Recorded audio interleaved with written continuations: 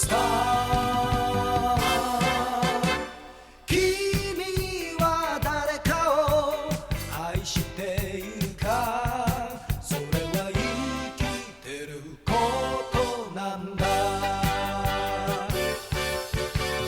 君は勇気を持っているかどんなことにも負けない心遠くの星から来た男が愛と勇気を教えてくれるウルトラマン80ウルトラマン80 He came to us from the start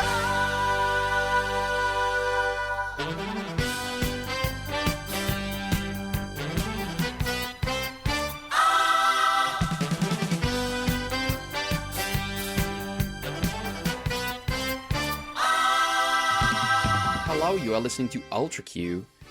We got a brand new show today. My name is Red. I'm joined by Mel Hello.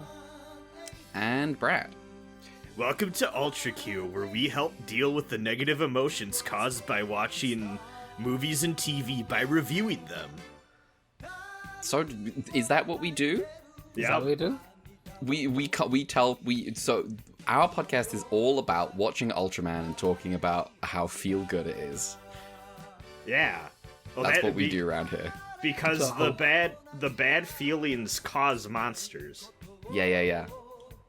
And Yeah. the only way to stop it is by doing an internet show where we review things. Very true.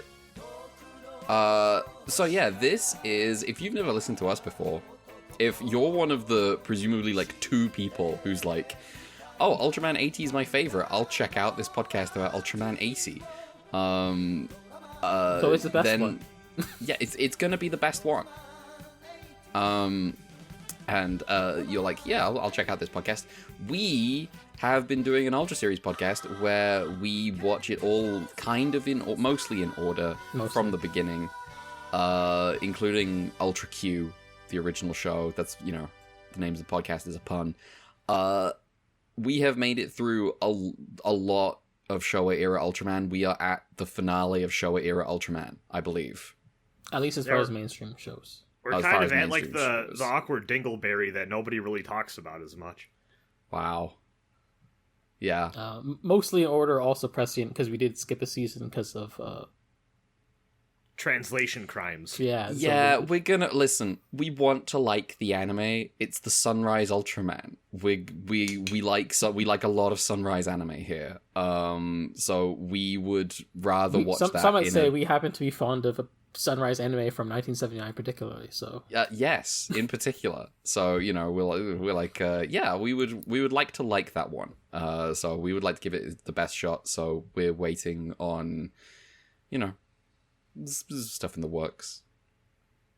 So yeah, we have been brought now to Ultraman 80, which is the it's the 80s Ultraman show, as far as I know. Like there might be some extra stuff between now and Tiga that are like little bits, but this is the 80s show. There's no other one. yeah. They There's a knew lot that of- when they named it. They're like, well, They knew. we gotta call it 80. We've only got one. It's the reverse of I got one more in me. It's like we got no more in us. So yeah, after Leo kind of like Tsuburaya Productions fell apart making that show, they put Ultraman on hiatus, and now we're here. Ultraman 80. We watched 3 episodes. We're going to discuss them today. Before we do that, I suppose we should know some history about the show, how it got here, How it got made. how it got made. Mel, do you perhaps have some information? Yeah. Shoot. I'm gonna do reverse order and put this part first, the contemporaries, but also catching up a bit on what's been happening in the media sphere. Yeah. Godzilla's been dormant since 1975 and would be for a little hot minute still. Is Honda dead by this point? I don't know. They still make cars. God damn it.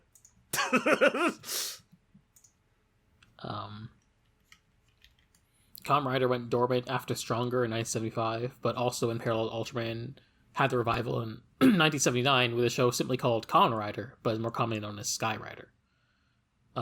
This would be followed up in 1980 with Super 1, but much like Ultraman 80, this would be the last Kamen Rider for a while until Kamen Rider Black later in the decade. More importantly, 1975 saw the debut of Super Sentai in the form of Himitsu Sentai Go Ranger, which is really successful, and followed up with my second series, Jakku Dengekitai, which was not successful, was cancelled after 35 episodes. Oops. So then Toei would take a year off to do Spider-Man in collaboration with Marvel, and it featured Giant Robot. And the success of Spider-Man would lead Toei to pursue a Captain America adaptation as a follow-up, which would also feature Giant Mecha. However, in production, this eventually transformed into 1979's Battle Fever J, the third season of Super Sentai, and also the start of Sentai being on the air forever. Yeah, Sentai just, from this point on, Sentai happens every week until the end of time, until Japan itself, until Japan sinks. So true. As for the contemporary to 80, we had the follow-up to Battle Fever J, which is Denshi Sensei Denjaman, which is the second of 3 Marvel co-productions in the Super Sentai franchise. Mm-hmm. Speaking of Toei, mech anime has been blowing up a big way since the 70s, because you got the Robot Romance trilogy from 1976 to 78, made in collaboration with Sunrise. Tomino would also branch off of these to do Zambot and Daitarn 3, before eventually doing Mobile Suit Gundam. Of course, contemporaneous with 80, we had the follow-up Space Runway 81 happening right now. Space Runway 81 happening at the same time as Ultraman 80 is really funny to me. Yeah. Yeah, so people are becoming Gwarp, or failing to become Gwarp, right on the other channel. Yeah. Takeshi being like, well, listen, not everyone could be a Gwarp, and that's okay.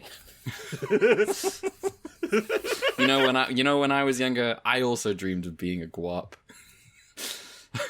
And then I grew up. And I got killed by the And Yudeon. you can too. You too, child, can be defeated by a dysfunctional workplace with an oversized robot. Other notable anime that happened since, we got Lupin the Third Part 2, as well as 2 of the movies, which are Mystery Memo and Castle Cagliostro. We got movies for Aim for the Ace and Galaxy Express 999, Future Boy Conan, Anne of Green Gables, Rose of Versailles, the second season of the Space Battleship Mibato on the heels of the successful movie. And then 1980, we got the first Doraemon movie, Nobita's Dinosaur, some Astronaut Joe stuff. Toei's put out some mecha stuff like Space Emperor God Sigma and Invincible Robo Trider G7. Is Space Emperor God Sigma just retroactively the funniest title to give a mech show now? Maybe. There's also like God Mars or whatever. Yeah. I just I love the idea of someone I'm God Sigma. Yeah. Anyway, there's also the film adaptation of the manga Totera, which is something I want to get to eventually. And the third season of Space Battleship Yamato, and maybe another movie. Damn, they really churned those out. Yeah, once the movie gets big. The situation there is so fucked up. I want to watch that movie, the Farewell to Yamato. I don't know if I want to watch the other TV shows. Anyway, I mentioned with Leo that the transition to third in going to the UK, the transition from third to fourth Doctor happened near the end of Leo's run. And for the entire duration of Ultraman 80, we are still in the fourth Doctor's run, apparently. He's just been going at it. Well, I mean... Wait, for the duration of Ultraman 80, as in, 1 year? No. From 1975 until after Ultraman 80 finishes, there's been the fourth Doctor. Oh, I see, yes. So we're still in it. He is, the longest-running Doctor. Yeah. 1977. This is not something I need to normally bring up because, small scale, but, I thought it's interesting, worth bringing up. Little indie filmmaker seems to put out a sci-fi movie. His name is George Lucas. It seems a bunch of people seem to like it. Yeah. And for whatever reason, the same year as Ultraman 80, it's even getting a sequel. It's coming out hitting the silver screens. Apparently that one has a really bonkers twist. Not a lot of people saw coming. I don't know what that could be about. It's, twists. It's lazy filmmaking. Yeah. It'll never sell. Yeah. I don't like sequels.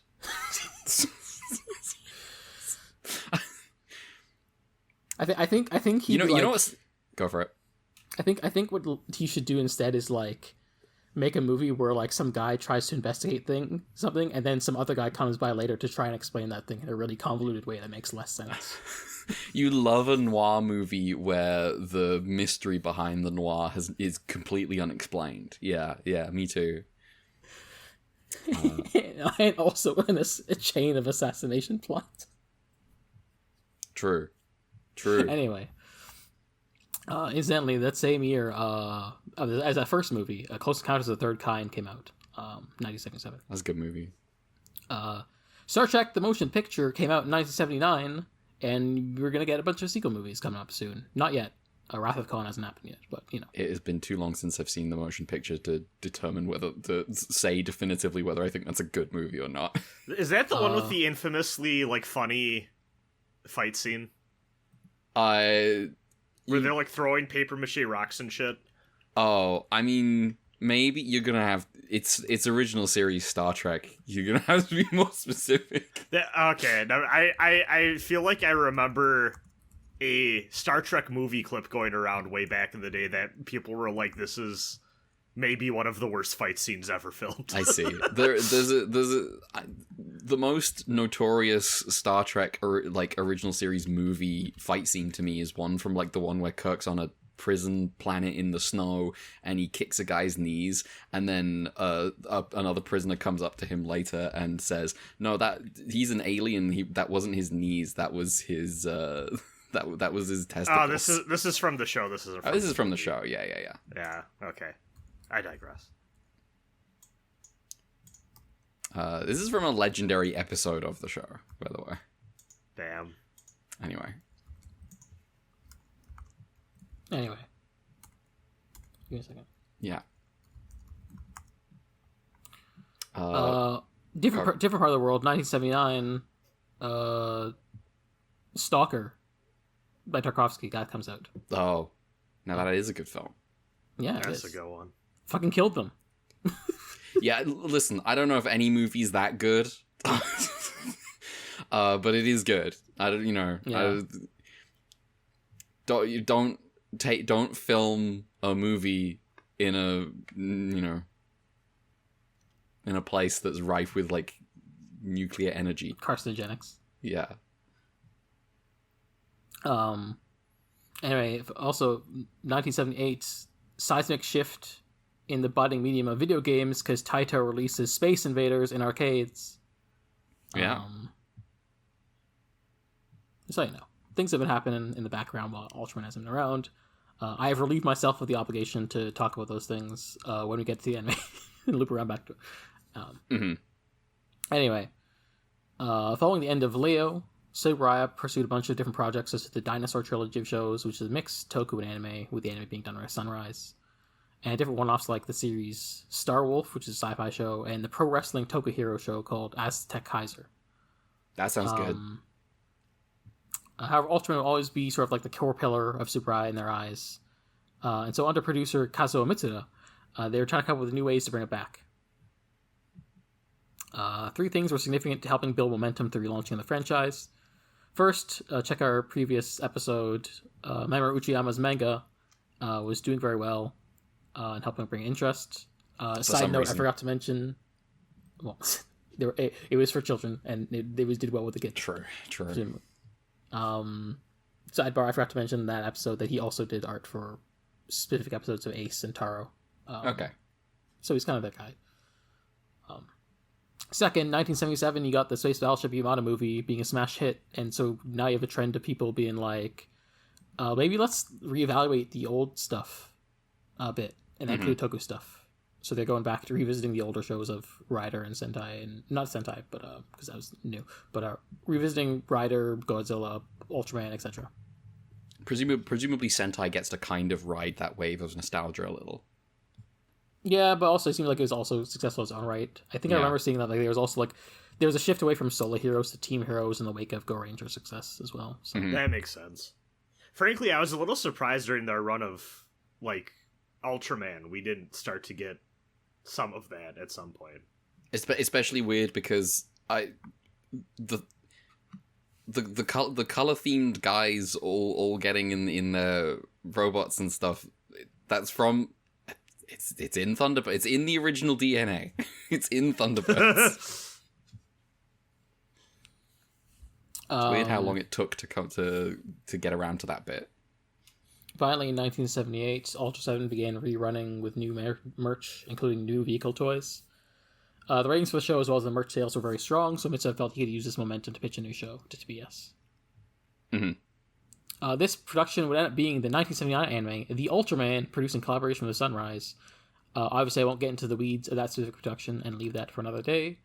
However, I will say that the fact this was an anime they did instead of a live action show for various reasons did also create sort of the idea of Ultraman's a live action show. We got to make a proper Ultraman show. Guys so in the wake of that anime success, Tsuburaya and TBS began conducting weekly meetings to sort of figure out what to do to get a new show off the ground. This seemed to be TBS's initiative, incidentally. Tsuburaya kind of considered doing maybe another traditional Ultraman show, but TBS felt like we need a new Ultraman for the new era of the 80s. We gotta meet the times and change, etc. New age, a new hero. And TBS producer Yoji Hashimoto was he kind of put as sort of the question as everyone's mind while they're thinking about stuff is hey, why do we want to create a new Ultraman? What's the point? What makes it relevant? How are we going to make it relevant? So wanting to have a series that made contemporary social commentary, Bunpei Ai, sort of the head writer of this new project, made 2 different pitches under the title New Ultraman. Ooh, Bunpei Ai, the lead on this new... This makes sense to me. I can see it. A common element of these pitches was that the protagonist, Akira Hojo, was an elementary school teacher, and the show would have a school setting. The idea was that this would be more familiar for the target audience of children, since going to school and having interfacing with teachers was a daily part of life. So having protagonists as a teacher would be something more familiar to child audiences than guy in the military. Additionally, the premise was based for some reason. Oh well, additionally, the premise was based on the idea of Kaiju being born from the darkness of people's hearts. In this setup, Akira is not an alien, but a human who lost his life saving students. You got the Ultraman resurrection thing happening to him. The idea was that Akira would not just need to fight the literal monsters, but also help guide his students along the right path so they wouldn't fall to darkness themselves.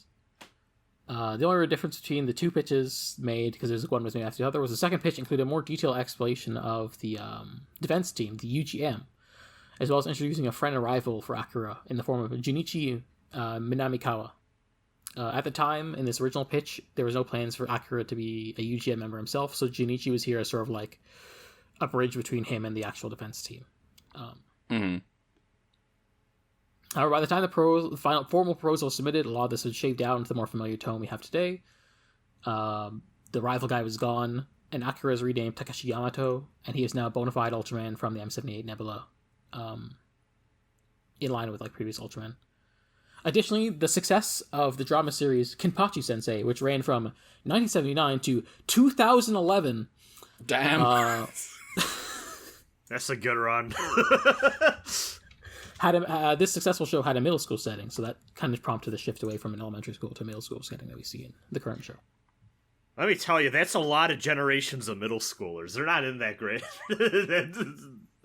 That don't last too long. It's 2 or 3 years. I think, incidentally, things that come up in Kenpachi Sensei that will not be coming up in the Ultraman show: homosexuality, You don't know that. Gender dysphoria.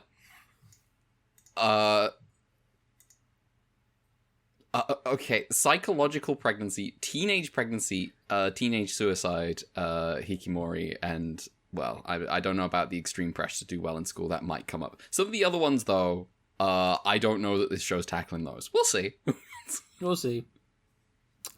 Incidentally, the creator of Kenpachi Sensei and this writer was Meiko Osanai, who's the writer for Alt Q episode 28, Open Up. Which one's open? Which one's The open? train Up? one. Yo! No, take me back. I did hate my wife. Please, I forgot she was annoying. I forgot how much I missed my wife for 5 seconds by accident. Please take me back. Incidentally, the head director of the show will be a man by the name of Noriaki Yuasa.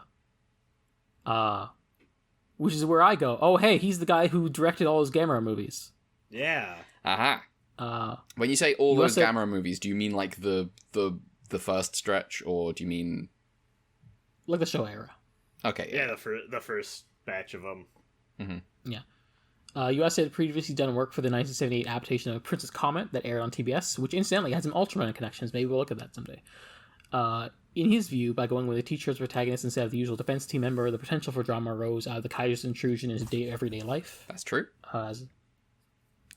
Yuasa apparently also had a lot of he butt heads a lot with the special effects team because he had a critical view of how defense teams were handled in previous shows, especially because of how they all basically never beat the Kaiju themselves. Maybe this guy's based. Maybe Yeah. For more of his creative views, you can go listen to the the Gamera podcasts. I see. I will say, because I also obviously had to do some research on this guy. This dude is very opinionated, because there are some things I found on him that I'm just like, damn, I'm a little shocked to hear someone have opinions like this publicly. I But see. yeah. Okay. Yeah.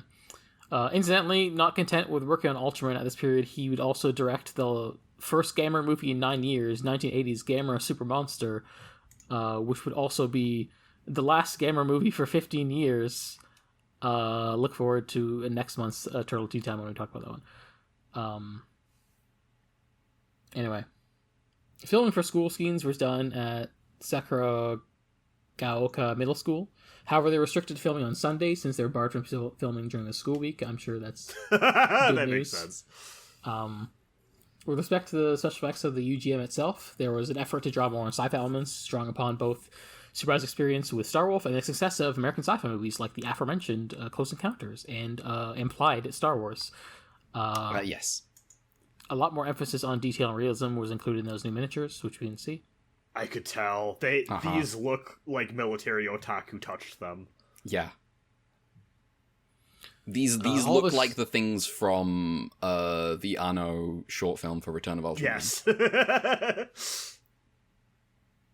All this is a bold, exciting new direction for the franchise and one with a lot of promise. However, as we know, this is not actually going to be leading to a string of successful Ultraman shows in the 80s. It's going to be the best one. They're going to make 8 bajillion more episodes of Ultraman in the 80s. Yeah. That's what's going to happen. So we'll see what happens.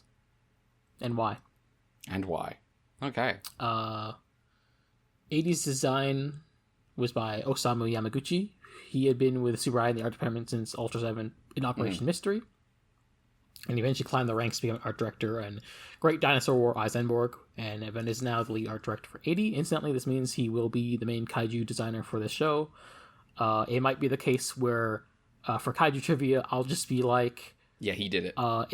If I name someone else, it's because someone else did it. If I say nothing, it's because this guy did it. Yeah. Does he have an ideology of kaiju design that we can reference? Unfortunately not. I think we're out of that era.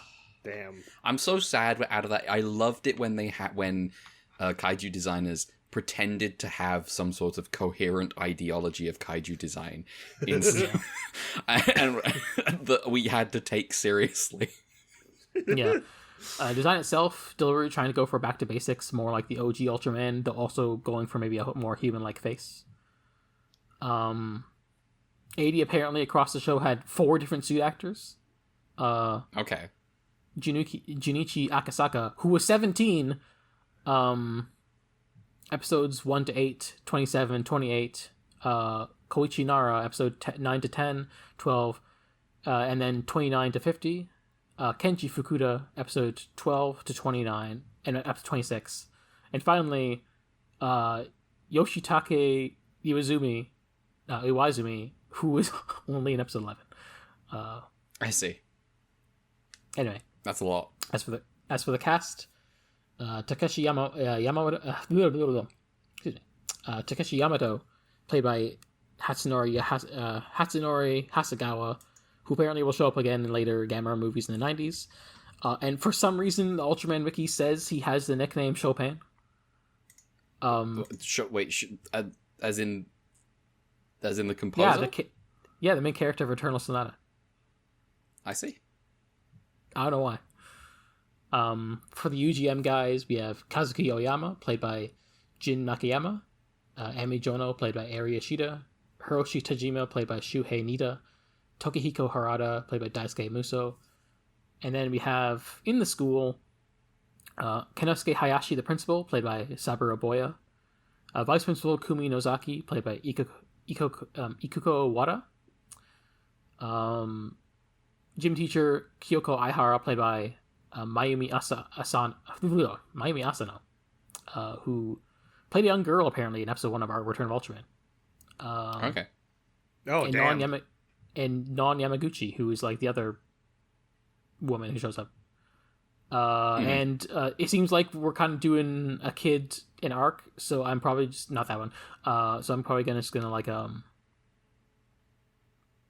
as the episodes go, mention the kid actors. Yeah, reference them rather than front loading it here. Yeah, cool. That's it. Wow, thank you very much. Some interesting things in there. I was watching these 3 episodes thinking, was there a version of this where he was just a teacher and was not in UGM? And apparently there was. See, what I was wondering is, I wonder if they decided minute 1 they wanted UGM to be in like a subsidiary of the United Nations, because then immediately made me go, wait, hold on, let me rewind. Did I read that right? It is. We are no longer dealing with the Space Patrol. The UGM are United Nations employees. So that's Love is here. yes. I have summaries for these 3 episodes. I put in minimal effort on these summaries, truly minimal effort, but that's fine. Especially the first episode where I went to the Ultra Wiki. I've been very, very, very busy. I went to the Ultra Wiki and saw they had a plot synopsis for the first episode, and I was like, yoink. So we will be seeing how much we vibe with this plot. I've added a total of 3 sentences to this plot synopsis for episode 1, which is called Teacher Ultraman. And this is featuring the Kaiju Crescent. 5 years have passed since Leo put an end to Black Directive's ambitions to attack Earth, and those years have been peaceful, without any monsters or aliens appearing to menace the planet. I would like to interject here. I don't know that this show is very clear, very clear on the idea that Leo definitely happened in the past. It's one of those things where it's like you can read between the lines, because like, they're treating it like, M78, and also just it's been 5 years, but like, yeah. This show is like, at least like the gap has meant they are treating at least a bit like a soft reboot, even if like maybe it is the same continuity. Yeah, like, it's not important. This is definitely sounds like the wiki is like filling in the blanks. Exactly. However, also we don't call him Black Directive. We don't call him Black. So there's Commander Black. This is the voice of the Mysterons. However, signs of monsters re-emerging have been observed all over Japan. Takeshi Yamato has been investigating the phenomenon and arrives late to the school opening ceremony. The The plot summary did not introduce Takeshi, so here I am introducing Takeshi. Takeshi is the brand new science teacher at Sakura Middle School. He's also joined by the new gym teacher, a woman named Kyoko. While teaching his class about his theory of place-time commitment, Takeshi senses a monster nearby, but nobody believes him. The captain of UGM also senses the kaiju and goes to investigate. Meanwhile, Takeshi takes his students on a field trip. That's not true. He takes them on a trip to a field. It's different. Wow, that's a field trip. That is literally a field trip. He takes them to the field outside the window of the classroom. He takes them there. He meets the captain of UGM in civilian clothes, investigating. However, the principal and vice principal are not pleased at the fact that he was on a monster hunt with the children and tells him not to let something like that happen again. However, the kaiju crescent emerges from a mountainside and UGM deploys to fight the monster. Crescent begins rampaging in the city and UGM is no match for it. And one of their fighters is taken down. Takeshi runs off and transforms, revealing that he is the human form of Ultraman 80. After a long fight, 80 destroys the kaiju with his Suckium beam. What? Thank you for holding.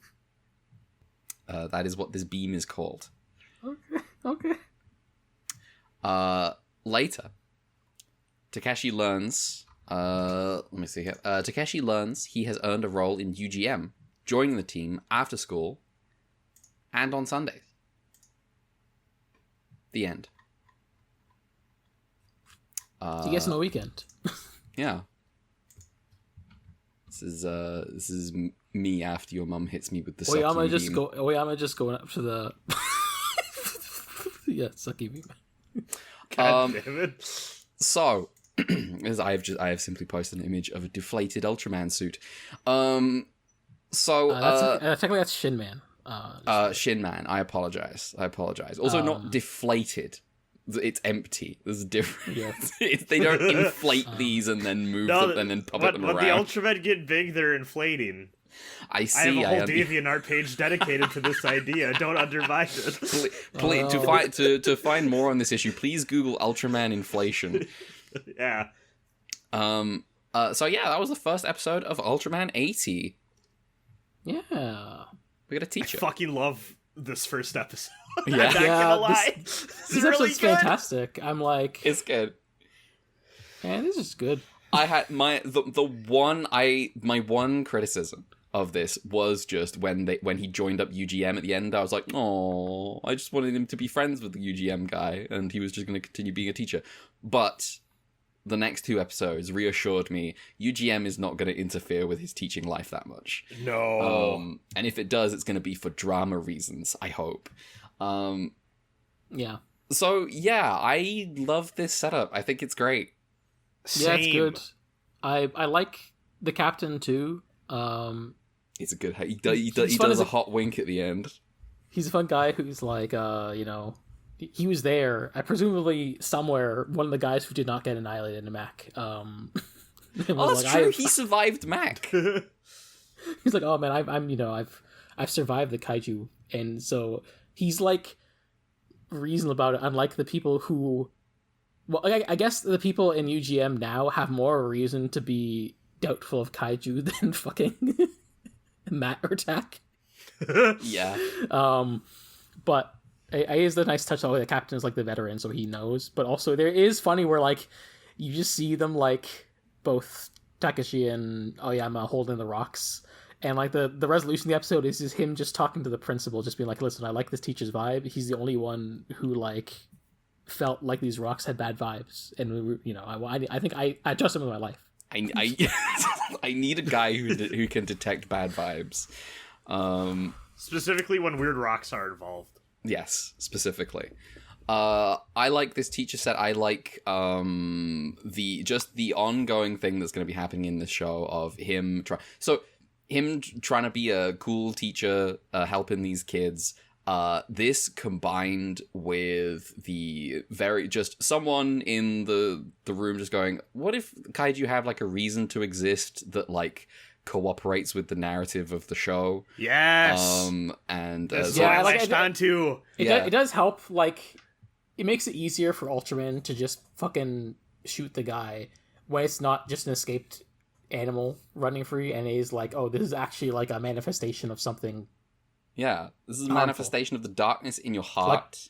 Like what Yapul ideally should have been.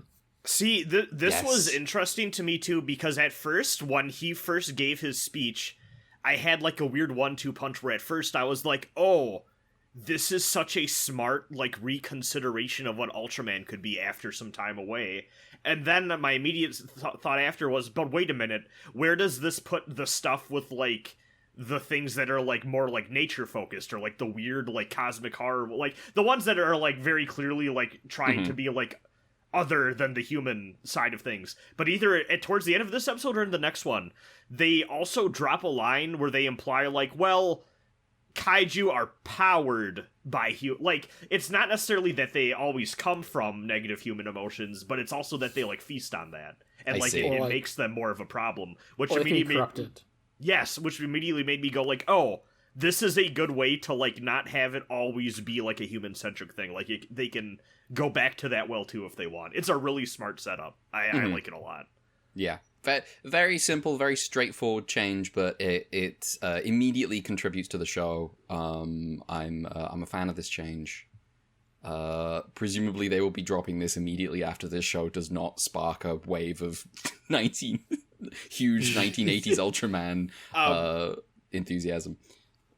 This is a side note for me, and Red, this might break your heart, but I do think this might be the first time I've actually found the vehicles cool. Here's the thing. A lot of the vehicles have not been cool. I think one time, I think when I originally saw... You don't like the Zat clown nose? The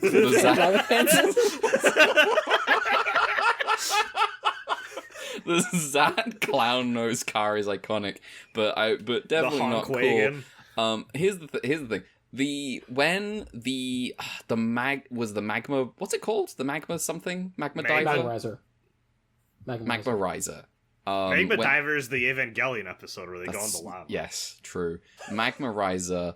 When the Magma Riser shows up, and I look at that and I go, this shit sucks. It wouldn't work. How does it drill through things? The drill doesn't cover all of the vehicle. This is a terrible vehicle. This is the worst vehicle ever. And then I'm watching the last episode and it's barreling through those walls of dirt to go destroy the aliens that have attacked, and I'm like, standing up, saluting, God bless you, Magma Riser. That's the most I've felt that vehicles in Ultraman were cool. But these ones have a new sort of like, they've got that militarized stuff going on. I hate to say it, but it did immediately like excite the like Ghibli model kit part of my brain to be like, oh, like this is well made and neat and like looks like an actual military craft. I've also just personally got the effect of like I watched a bunch of the real shit when I was a small child. The Ultraman is not often beating out Captain Scarlet, Thunderbirds, and Stingray. You were born in the Anderson zone. I was born in the Anderson zone, aka Britain. Yeah. We should rename it the Anderson Zone. I think that's good vibes. How we feel about Takeshi? He's good. I like him. He's really good. The note you had about like specifically Ultra 7 kind of like Ultra 7 rerunning kind of getting reappraised and kind of lending itself to the kickstart makes sense to me, because I was thinking of Dan a lot, particularly first episode Dan, the goofy guy, where it almost feels like they wanted to do that sort of like, oh, well, he's like an alien on Earth and like maybe he doesn't quite fit in, but instead of him being like an exceptional, like lovable, super charismatic like guy, he is still lovable, but he's also kind of a dork, and like people find him endearing because of that, but also they're gonna make fun of him and he maybe doesn't quite fit in, and like there's some obvious social gaps there that he needs to like struggle with, but I like his whole shtick a lot. And also, holy shit, is it nice to have a character, like a protagonist with a central belief that isn't just we should be good. Like more specifically than that, he is a teacher because he believes, hey, the world will be a better place if we, like, teach kids right and, like, you know, help them deal with their bullshit so it doesn't affect them when they go into adulthood. And, like, obviously that extends out to the kaiju stuff, but also, like, you can read between the lines there. It's imagine great. Imagine just, like, you make an Ultraman who's a teacher, and he's a good teacher character. Imagine. I hope one day they can make an Ultraman where, like, they make the Ultraman as a dad, and he's a good dad. Wouldn't that be fun? Oh, that would be... No, I think they should make him a terrible dad. Just the worst, the most dog shit dad that's ever lived. I think they should do a crossover where June goes to middle school and gets taught the good lessons by this guy, and then he goes back home and is neglected by Gento. And then there's a schism there, and then at the end the Ultraman have to fight. I like my new dad. I like my teacher dad. So one of the things he believes that he espouses is place-time commitment, meaning that he's like, obviously people got dreams for the future, but to get to that future we have to live in the now, and you need to be committed to the now. So you need to be trying your best in the moment to try to get to that future that you're after. And it's like again weirdly specific for an Ultraman protagonist. I find his presence charming. His kind of, slightly not with it but trying too hard teacher. Yeah. It's really endearing. I love the weird little, like, thing we get every episode where this show, I feel like, really does a good job of representing what a middle school classroom is like. Even if the teacher is overall, like, kind of enjoyed by the students, they're still going to be a little shitty about it. Mm-hmm. But then also, too, it's, like, very obvious they do like him and care.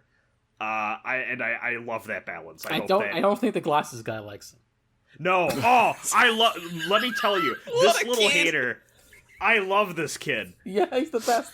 So, the burden of proof is on you. he's like, all this running to deprive me of oxygen. What is he? You need to bring proof that there's a monster. Otherwise, you're just being an alarmist. Is that the quote he says? I don't know if Plato or Aristotle said that, but yes, something.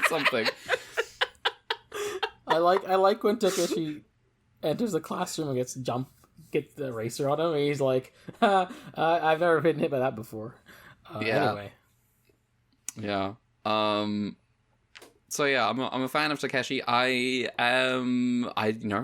would kind of semi looking forward to a ongoing romantic subplot maybe with Kyoko. I like a romance. We'll see how it goes. That's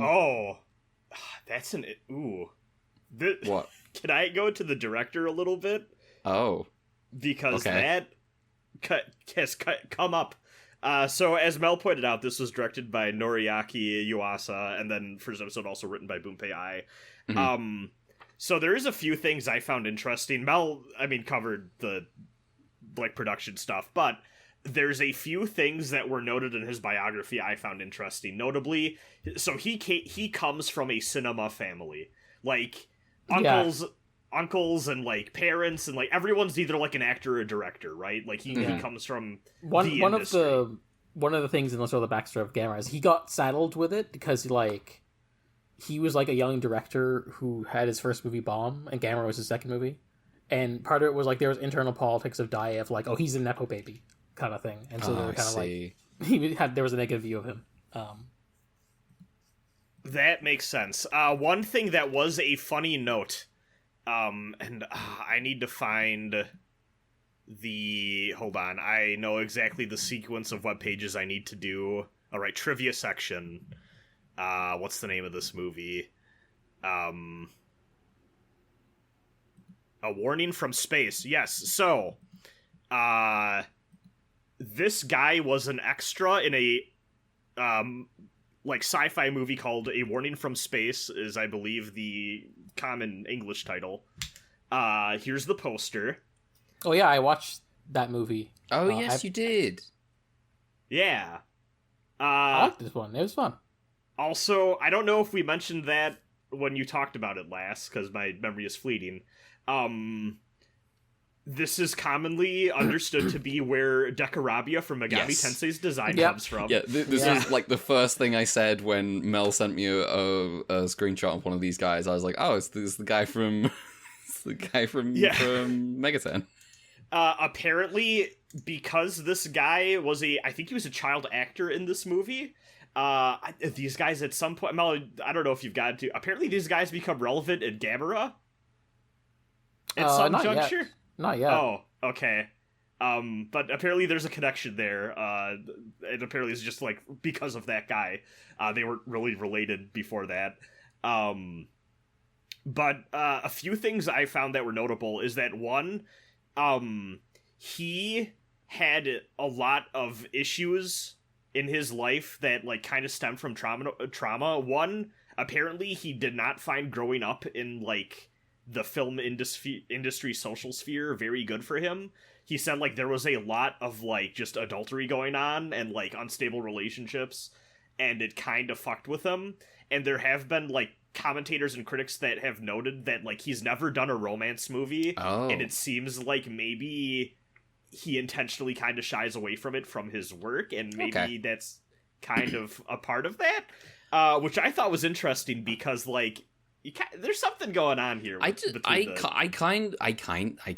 feels like this is making a setup with Takeshi and Kyoko, but I guess we will see where that goes. This could be taking a less expected approach there. Yeah, I'm interested to see how that shakes out. With that in mind, the other thing I saw, apparently, he does not like Godzilla. The original film. Part of this is because, according to him, apparently, first of all, he grew up like, early childhood memories of World War II Japan. He said that the constant nationalism and propaganda was like severely traumatizing to him and like really fucked with what he felt like should have been a like better childhood that he was robbed of. And he felt like Godzilla did not do a good enough job and kind of undermined the actual devastation and casualties of war. Okay. Which I thought was like... This guy's got takes. Yes. Yeah.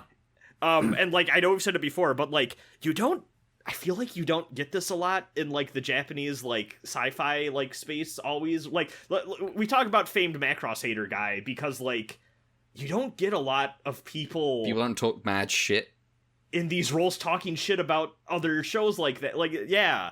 So it's always... He's got this weird thing going on where like, he doesn't really like the kaiju movies having like military operations guys or professors doing techno babble because he feels like it's like being too serious with the idea of kaiju, but also because of convention he keeps putting in the movies. Okay.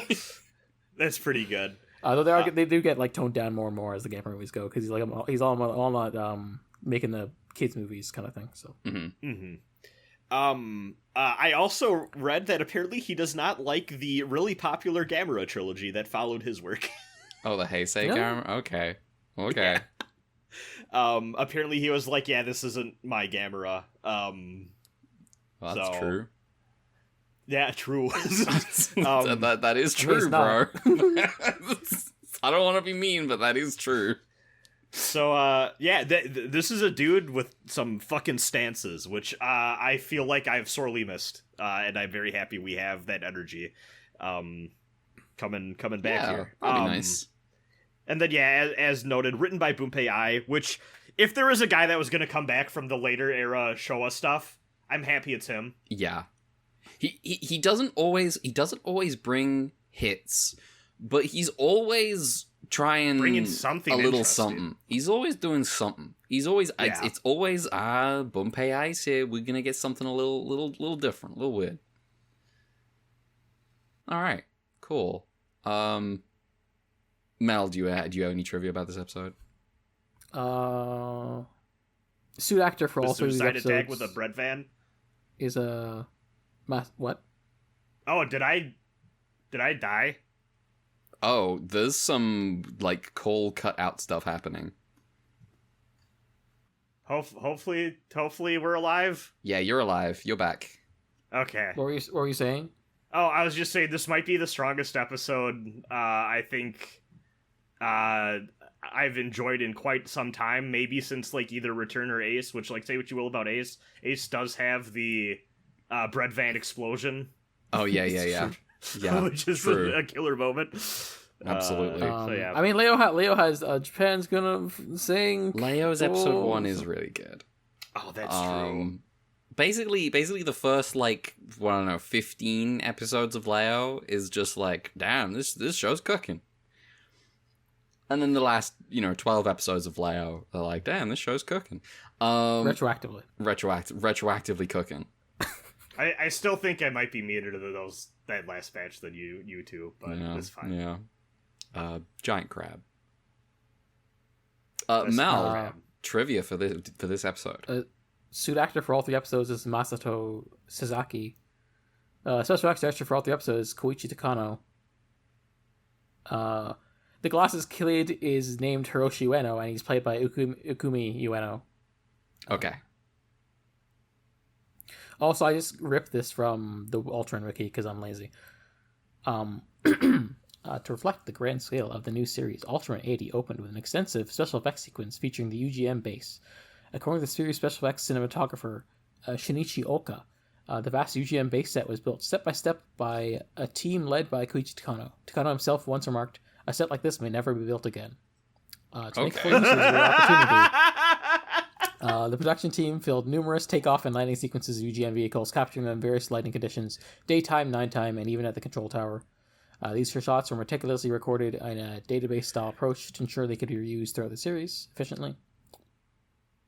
In terms of lighting, the depiction of the UGM base takeoff scenes differed from previous Ultraman series. Traditionally, night scenes in Tokyo productions rely on blue filters and lighting techniques to stimulate moonlight.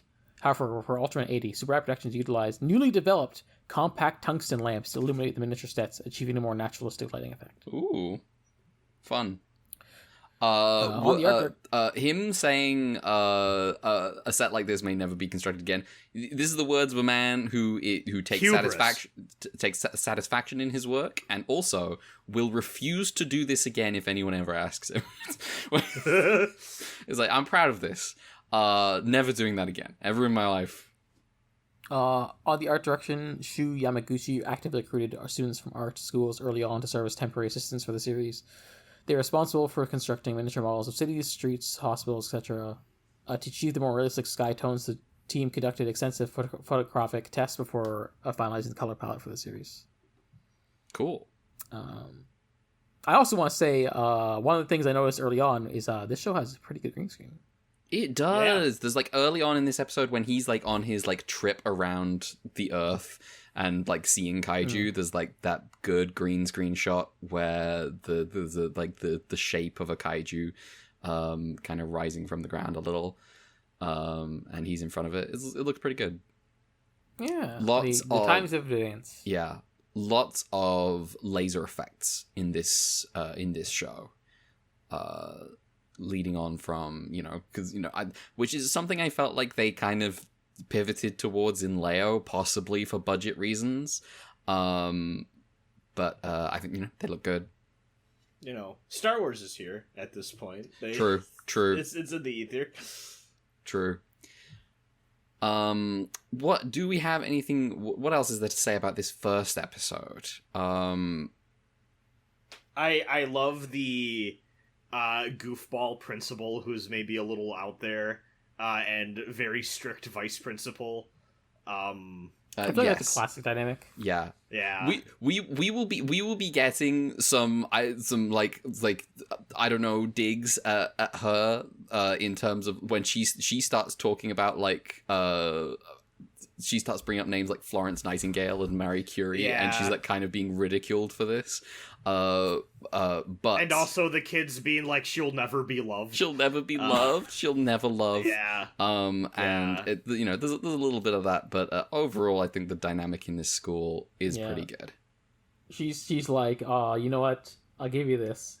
Kaiju were real, but why'd you run away from these fucking students? Why did you run away instead of saving the students? Yeah, well, I can't tell you that. Because if he becomes Ultraman, he'll disappear if people see his identity. Yeah, it's the Hokuto finale has been baked into the premise of this show in episode 1. Yeah, instead of like Yuko coming back as like Hokuto. Just so as we both know. And Hokuto, yes, I do know this. Yeah, we knew this the whole time. Also, I was so definitely an alien the whole time that I was in this show. She's from the moon, but she lives on Pluto, but she lives on the moon, but she doesn't live on the moon. They'll never make up their fucking minds. Let women have multiple homes. Shut the fuck. Listen. The one on Pluto's an investment. Yeah. You know, for the galactic Airbnb. I'm just getting the void B&B. I'm just getting the Northern Lion capital gains clip. You own 2 homes, motherfucker. I saw a tweet earlier today that was like saying that apparently because of his Uma Musume coverage, which he is still doing for some reason, Northern Lion's been getting penetrating Japanese speaking spaces, but because they don't know his name, they just call him the Jathan Statham lookalike. Oh my god, that's been happening for a bit. Like he was starting to blow up and getting clips translated into Japanese for like a year or so. He's been getting a growing overseas audience. Jason Statham. I need to pull up an image of Northern Lion right now. Also, the statistically average Uma Musume player, according to a recent demographic survey done in Japan. Why is he statistically average? Oh no, I kind of see it. I kind of see the Jason Statham. I think the weirdest thing for Northern Lion for me is like I first watched him like over Dehiko in the context of him doing like co-op CK2 games. And at some point in the decade since, he has gone from like speaking like a normal person to speaking like a cartoon man as his normal afflection in his streams, and I'm like, what happened? Yeah. Wow. Well, I'm now okay. I need to stop this Google search right now. So, what the fuck were we talking about? How did we get here?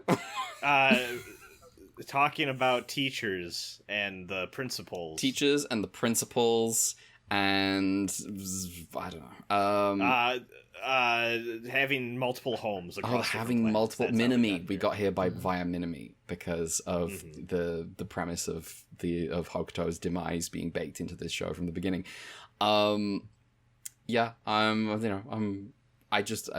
I like this. I like this first episode. I think the next 2 episodes. I quite like this first episode. I think the next 2 episodes are better. Yeah, I'd agree with that. In my opinion. Do we want to move on to episode 2? I would like to move on. Sure. Which I wrote a summary myself, but it is 2 paragraphs.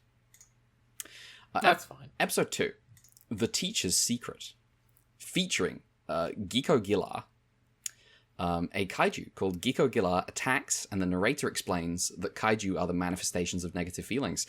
UGM attacks, and Giko Gila escapes. Takeshi is late to class, and one of the kids, Tsukamoto, is skipping school. Takeshi promises the rest of the class he'll bring Tsukamoto to school tomorrow, and if he fails, he'll walk to class on his hands. Visiting Tsukamoto's place, he finds out that the boy had failed to get into a private school that his best friends had got into. Takeshi attempts to encourage Tsukamoto, but the next day he finds he has to walk into school on his hands. He promises his students that tomorrow he'll do it for sure. And the kids are like, yeah, but you said that yesterday. And they make Takeshi promise that if a single student arrives in class before him and Tsukamoto tomorrow morning, he'll quit being a teacher. I love these kids. They're shitheads. Have you ever been alternated with your existence as a teacher on the line? Yeah. The fact that the translation, and I'm assuming probably intentionally so, uses not like career, but existence as a teacher every single time this comes up is so good. Takeshi learns it's not enough to simply try to make the students like you. You have to earn their trust. On the way to school the next day, Takeshi clashes with Tsukamoto, and then Giko Gila attacks. Takeshi saves Tsukamoto and then turns into Ultraman. Tsukamoto doesn't see the transformation, but knows Takeshi is Ultraman just by vibe. 80 defeats Giko Gila and turns back into Takeshi, but he's late for class. He rushes to school, and the vice principal is ready to fire him on the spot. But Tsukamoto has convinced the other students in the class to wait for Takeshi so he can be the first to arrive. The end. Now, I'm a little unclear how he convinced the other kids at the end, because the argument was not going his way. Arguing.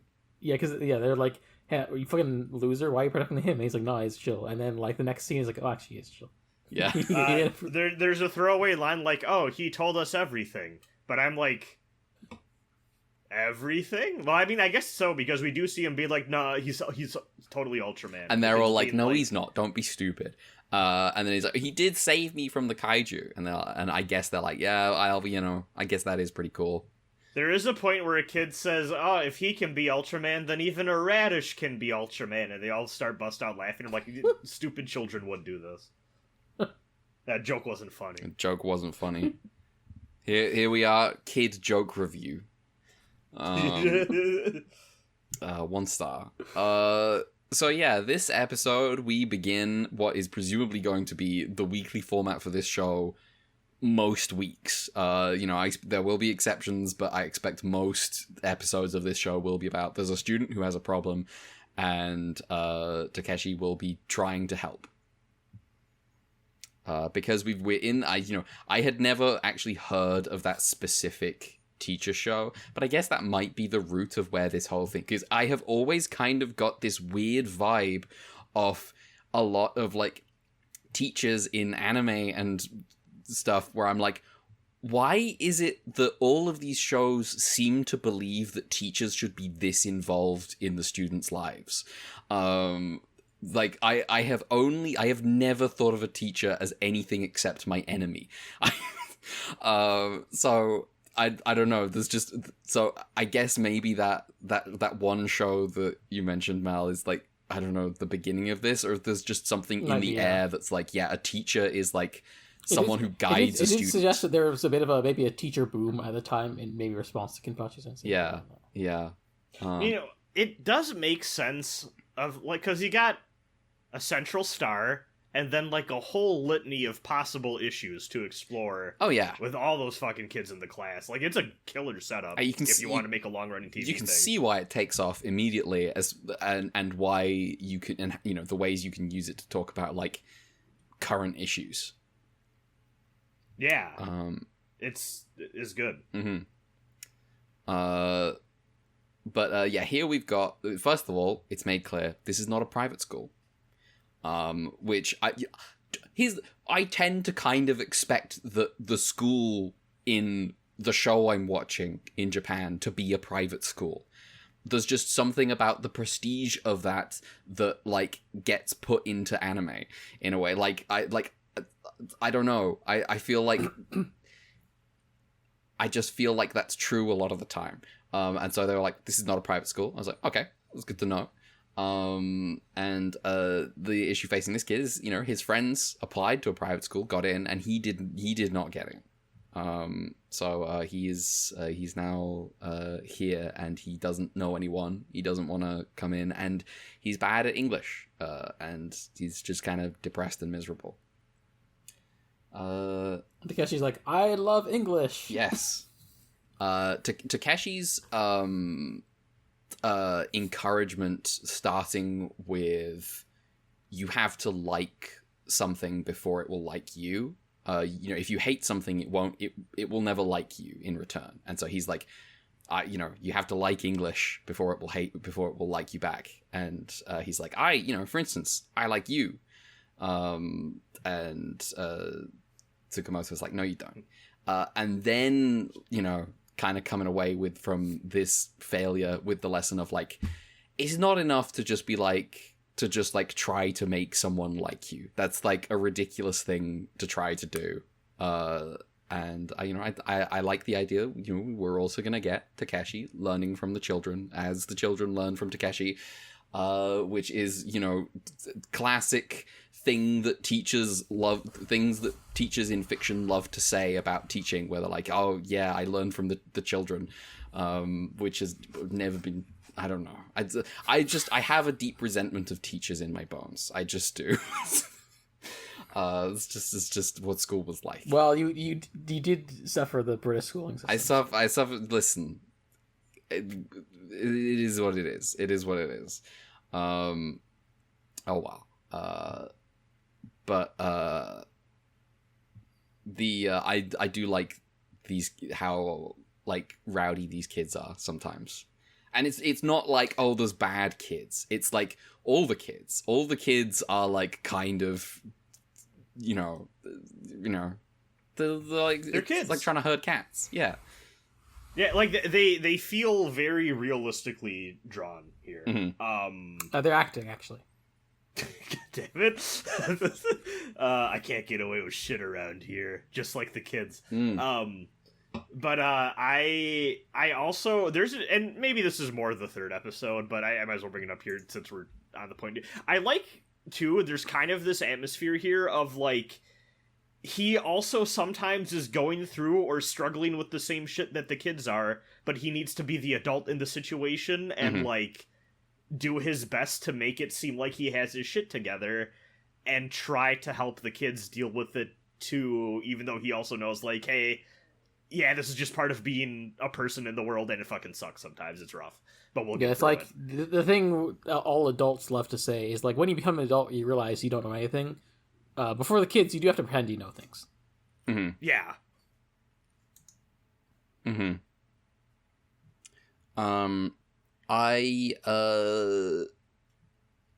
What else did I have to say? I'll say also too, the kids are a little bit older too than what I feel like the usual crop of children we get. We mostly had like, I guess like 10-year-olds, and these are more like 12-year-olds. Yeah, these are middle schoolers. So like between like 12 and 14, I think. Yes, at least that's how it works in America. I don't know. Yeah, the age. I think because there's like 3 years of high school in Japan. So which is like 15 into 16, 16 into 17, and 17 into 18. So I think middle school is like the 3 years before that. Mm-hmm. Makes sense. Yeah. I think that skewing a little bit older, you still get to deal with like, what it's like to grow up, but also too, you do get to enjoy like, hey, these kids have probably been doing some stuff. Like they probably have a little bit of like a burgeoning acting career, and like they can pull through some more intense emotional performances than say we maybe would have gotten from some of the kids in the past. Yeah, like we'll get from Shinichi like next episode. Yeah. Yeah. Who made this episode? Same duo as last time. Okay. Mal, who made this episode your angle? I said like again it was the Koji Takano for all the episodes. Yukio Tsukamoto is played by Tetsuya Fujiwara. Also, like the alternate wiki for this episode had like a lengthy thing about like the cinematographer, and I'm like, I ain't read all that, but you can check it out if you want. What if I start putting the kids in my featuring? I probably won't, but it occurred to me briefly. I was like, they should get top billing above. The kids should get top billing above the kaiju. I I feel like there is an elephant in the room that I almost forgot There's an about elf because in of the how room? high I am. Yes. Wow. Oh, okay, I said elf. Oh, that's free reign. Oh, I said elephant. Yeah, I know. I thought it sounded like elf, and I was like, "There's an elf in the room," and then you made it sound like an elephant, yeah, and Orlando- I was like, "Wow, that's a crazy elf."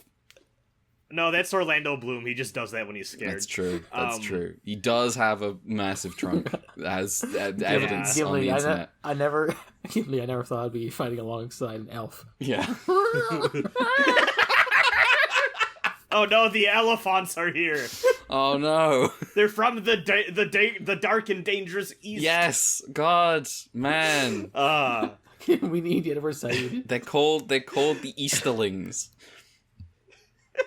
They are. God, I'm fucking Tolkien. Anyway, what the fuck was I talking? Oh, okay. Elephant There is an elephant in the room, which. So,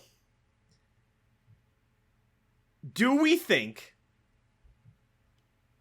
Are they far enough along in this juncture? They've had enough of a break from the past.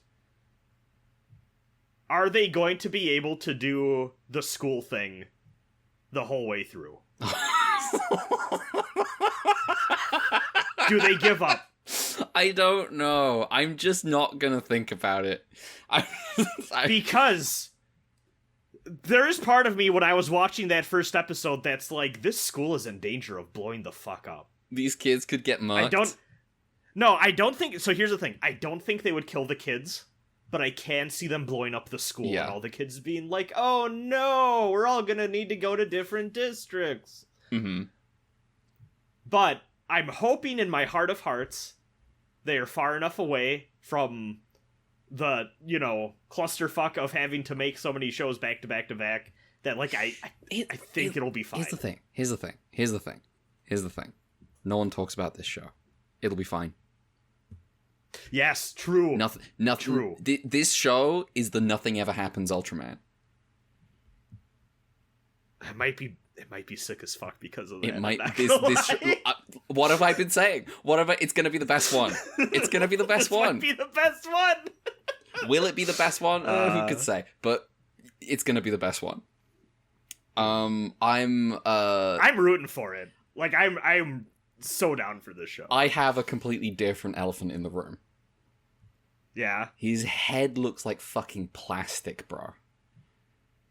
It does. The Ultraman head looks dog shit. So the front I don't mind so much, but what really weirds me out is it's very apparent when you look at the back, where the red part meets the red part of the body. There's like a weird, like, you can tell where it becomes like different material in a way that's very distracting. There's just the way the light reflects off it. I'm just like, that is the most plastic thing I've ever seen in my life. It's not. I was a fan of this Ultraman design until I saw what the head looked like in the show, and I was like, ooh, I don't know about this. But that is ultimately unimportant on my opinion of the show.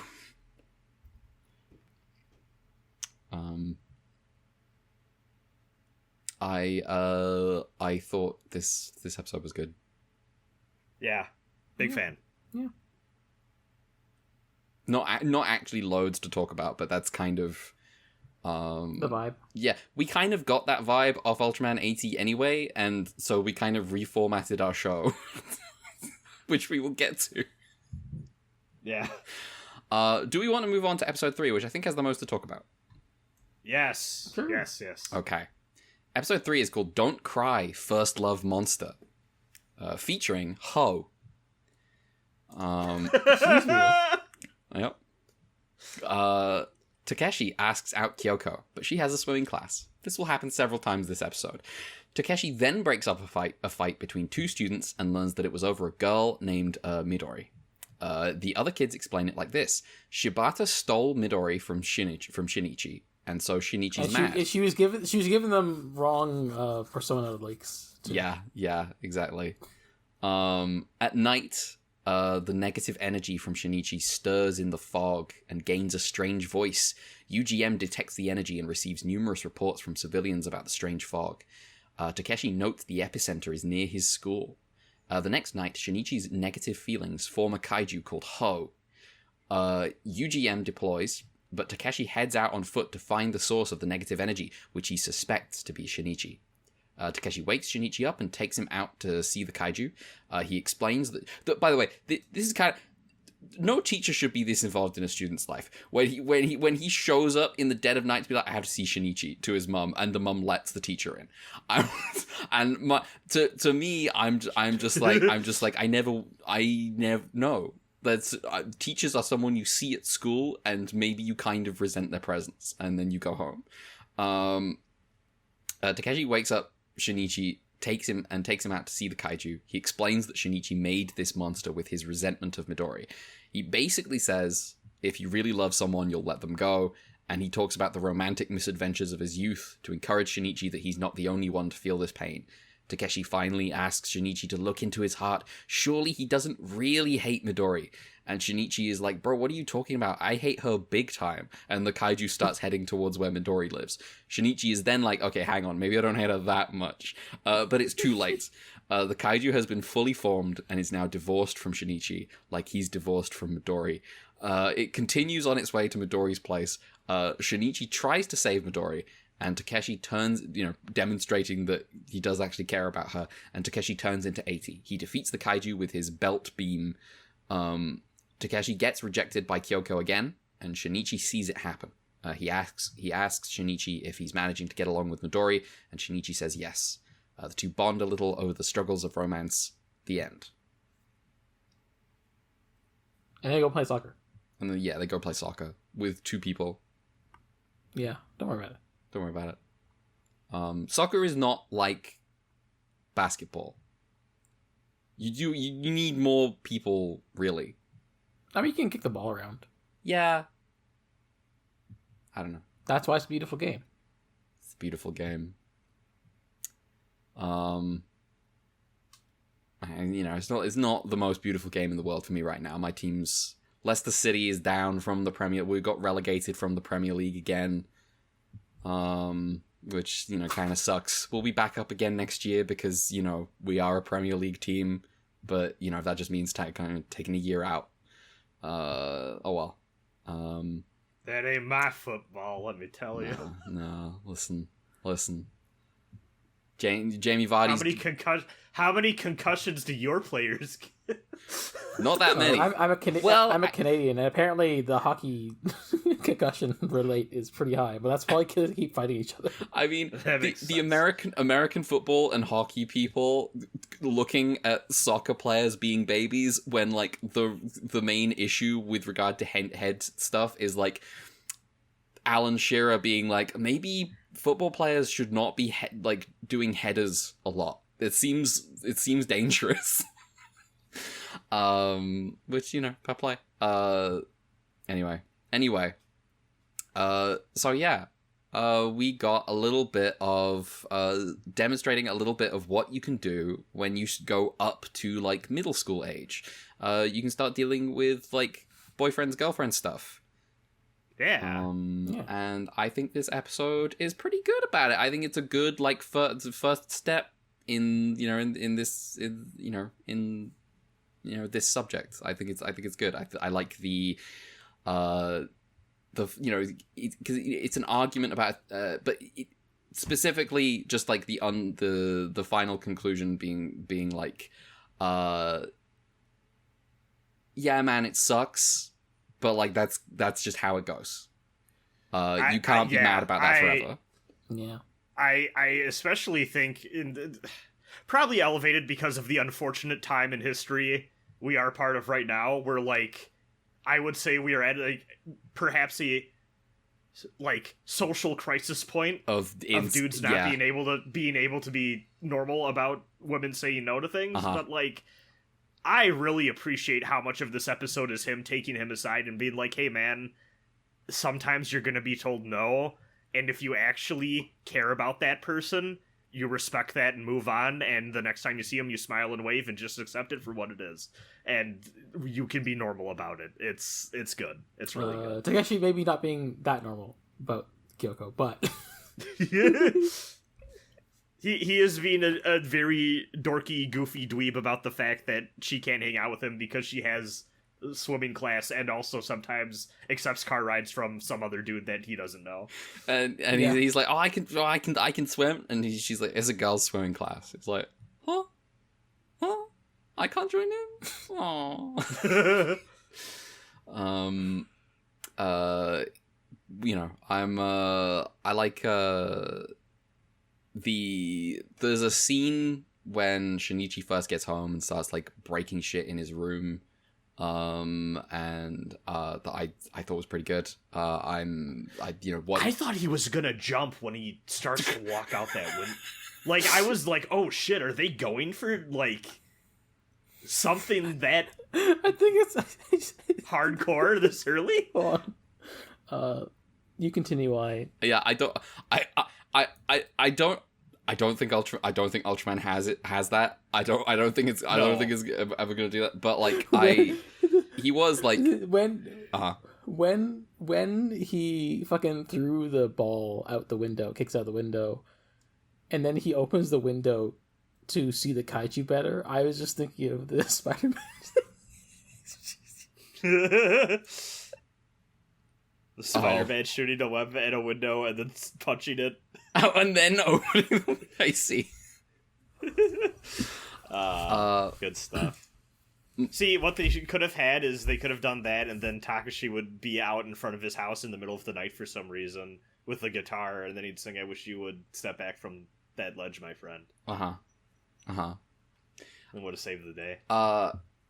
His you talking about in the last episode about like because we're in middle school we can get actors who are actually like a little better at this. His distress when he's at home and he's frustrated and he's breaking shit. I was like, oh yeah, this is good. I like that we're getting a little bit older child actors. I think we're getting good stuff out of them. Yeah. I think Kyoko is a great presence in the show as well. I think that, like, it's cool that, like, we kind of have the coworker. So, like, we have the different types of, like, what's the social life look like thing. And I think I am slowly coming to realize that, like, the family stuff that we've been doing, the found family, like, kind of weird, like, dynamic stuff, everyone's living together thing we've had the last few shows, kind of so much you can do with that, and, like, a lot of the times I don't necessarily feel like I was always happy with how that went, or, like, what it was utilized for. This being more, like, coworker-oriented, and, like, you know, trying to fit in that way, I feel like is kind of a breath of fresh air. I like that a lot.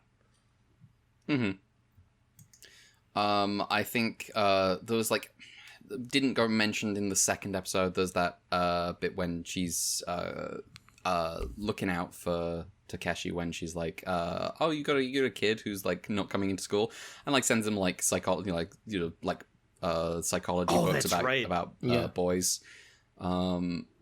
So I think there's I'm looking forward to the dynamic between Takeshi and Kyoko. I like I say when I watched, this will come up maybe, I don't know. I've been going back to fill in Ghibli gaps. I watched Whisper of the Heart yesterday,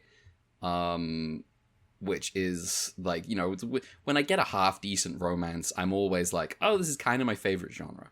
But you know, hearing about the director, his tendency to not do that, I'm like, okay, this you know, this will be maybe a different vibe than what I was expecting. We will see where Takeshi and Kyoko's relationship goes. Yeah. Yeah. It is one of those things too where, like, the other people on board with the show might also be true. He's not the writer. Lending their talents to that. And he is not the writer, yeah. So it will remain to be seen. It is a mystery. Bunpei Ai has written romantic, tragic episodes, at least. He wrote that episode about the one guy from Zat about to shoot his girlfriend. Yeah. The Red Shoes one or whatever. Anyway, who made this episode? This episode was directed by Kiyosumi Fukusawa, who we've had before, and then written by Bunpei Ai. Thank you. All 3 Bunpei Ai Yeah. episodes to start off the show here. Working hard. Look at her. Yeah. Mal, who's this child? Shinichi Nakano is played by Yasuhiko Saito. Thank you very much. Who's that child? It's Glasses Kid. Fuck you. I love Glasses Kid so much. He's great. We've needed a Glasses Kid in these shows for a while. I love the fact... Someone with just distilled hater energy. I love the fact that he's a massive nerd, but, like, that's just a personality trait of his and not something that... Like, none of the kids, like, bully him. He's just... They kind of got his back. Yeah. Like, he says some shit and they're all like, yeah. He's part of the team. Also, that, like, this is just one of those things that, like... Part of it might just be, like, they grabbed, like, a larger pool than what maybe is necessarily actually middle school, but, like... Also, too, middle school is a time where, like, you know, people are growing at, like, different rates. He looks so much younger than everyone else, and then I feel like adds a lot to the performance. Yeah, he's tiny. He's a tiny child. Yeah, it's great. Wow. What else is there to say about this episode? I feel like I already ran out. I feel like there's practical effects wise, it's a lot of similar stuff, but they do this thing where like the debris has this like red smoke that comes off of it almost. That looked really cool and neat. So like, you know, we're seeing some differences here in how things are made. We had a great classic this podcast special effects moment in episode 2 where we had the winged kaiju flapping its wings and causing like a lot of wind that kind of tore a roof off a house. Yeah, that's true. That's classic shit. We love that shit around here. But yeah, I've mostly just been vibing with the effects. Except Ultraman's head. Ultraman's head. I don't know what's going on there. Wow. Unless we have anything more to say, we might be wrapped on Ultraman this week. Which, you know, I'm perfectly happy. I'm perfectly content with. This is like kind of maybe a bit of a lighter show than some of the, like, you know, people might remember the first 3 episodes of Ultraman Leo were dense. We spent a lot of time talking about that show. This is also good, but in like a much more straightforward way. Mm-hmm. Yeah, we don't have to unpack the toxic yaoi of like our legacy hero. Exactly. Yeah. Exactly. Man, when he finds out he's still alive and Momoko calling can't wake up again, but then he hears the tap tap tap of the cane and he wakes up. Man, Leo could have been the best show ever made, ever. I definitely feel like this show is returning to the well of what made me latch on to Return so much. Okay. That, like, I can hear that. This is one of those things where it's just like, this is what I wanted this to be. So I'm really excited about this season. Yeah, human, which drama. is it's fun because like I didn't know anything about this show going in. This could have been anything. I knew what and I'm happy with what it. I knew one thing about this show. It was going to be the best one. True. It's going to be the best one. We're going to be the 80 people. Yes. We're going to be 80 people by the end of this. Yeah. I'm already, like cloning. Brad 2 is coming out of my back right now. Yeah. I'm Brad 2! That's Brad 2's voice. I think you need a Brad 3 to kill Brad 2. No. ASAP. How are we going to get to 80? I think we need to. I think we're gonna be dealing with like Brad 360 by the time we get to Brad 80. There needs to be some work put in. That is gonna be it for Ultraman coverage this week. We might have some other shit to talk about. Color timers. Mel. Episode 1, 2 minutes 30 seconds. Episode 2, 2 minutes 56 seconds. Episode 3, 2 minutes 9 seconds. Excellent. Wait, hang on. Was that all in time? Yeah. Oh. All within approximately 3 minutes. They're doing it. They're doing it. They're taking it seriously. They're not. They're not doing this. They will not be doing it. Ladies and gentlemen, that will not be happening. Okay. Well, we will be back in just a second to talk about basically anything other than Ultraman.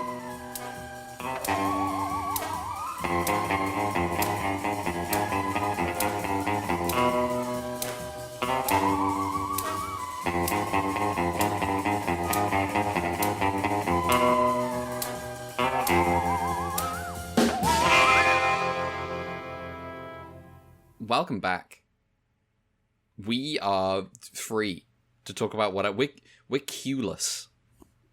I like how we just did not explain the change in format at all. Yeah, we didn't. No, not at all. Welcome back. Welcome to anyone familiar with our podcast. Get freaked. We have switched the order. Freaker Gang. Yeah. We have this was something we I just in a on the way home from work, just suddenly possessed by the idea that this might be a good idea, and shared it, and we decided we'll experiment with 80 as it's the one that no one talks about, no one cares about. So even if we don't like it, it'll be no harm done, and then we can just switch back for like something like Tiga. Yeah. What we've been up to this week? Who wants to start? Because like I've got a couple of things, but like I'm not. You know what? I'll exercise my tyranny. I'll start here. I'll mention. I've been waiting for it. I got to the peak clamp in Cardcaptor Sakura. I saw that little kid blush at that teacher, and that teacher blush back. It's happening. I knew about this. This is like the second thing anyone ever tells you about Cardcaptor Sakura. So I knew this was coming. I've just been keeping my eye out for it. But Cardcaptor Sakura is really good. One of the greats. I love Kero. He's like the best magical girl mascot I've encountered yet. I don't know that I can think of a better one off the top of my head. Yeah, but like I haven't watched his voice actress is the same as Kira Moonlight. Ooh, wait, really? I should watch. Yeah, who also voices cool. Sailor Mercury, for the record. Oh yeah. That's cool. The bastardized version of it we got over here was actually like one of my favorite shows growing up when I was a kid. And like so here's the thing though too. I say that, I remember, like, I rented the VHS tapes and stuff or whatever a few times, and me and my sister watching them together. I, like, could barely, I barely remember it. But, like, I remember, like, the core premise, and also, like, the fact that, like, they extremely tried to, like, re-edit the show to make it seem more like it was not a magical girl show. It is, so I think I encountered the boy they tried to prioritize today. Is it her rival? Yes. That they try. That's so weird. He shows up 8 episodes in. I don't know how they do the early stuff. See, because I remember that show in my head as being about two best friends that like solve problems together. Oh, they're about to. And there's like cool card stuff. Her like high school age older brother is ready to throw hands with this 10-year-old boy because he's bothering his sister. I was like, holy shit, this is the best older brother ever. He's about to beat up a 10-year-old. No shame. No shame whatsoever. I should, because like if I go back, I don't see me ever. You know, maybe it would be fun to go back and see what the fuck they did with it. But before I ever did that, I would want to watch the real deal. It's good. Just 'cause, This you know. tiny child has so much more swag than me. It's not fair. Sakura's fits are crazy.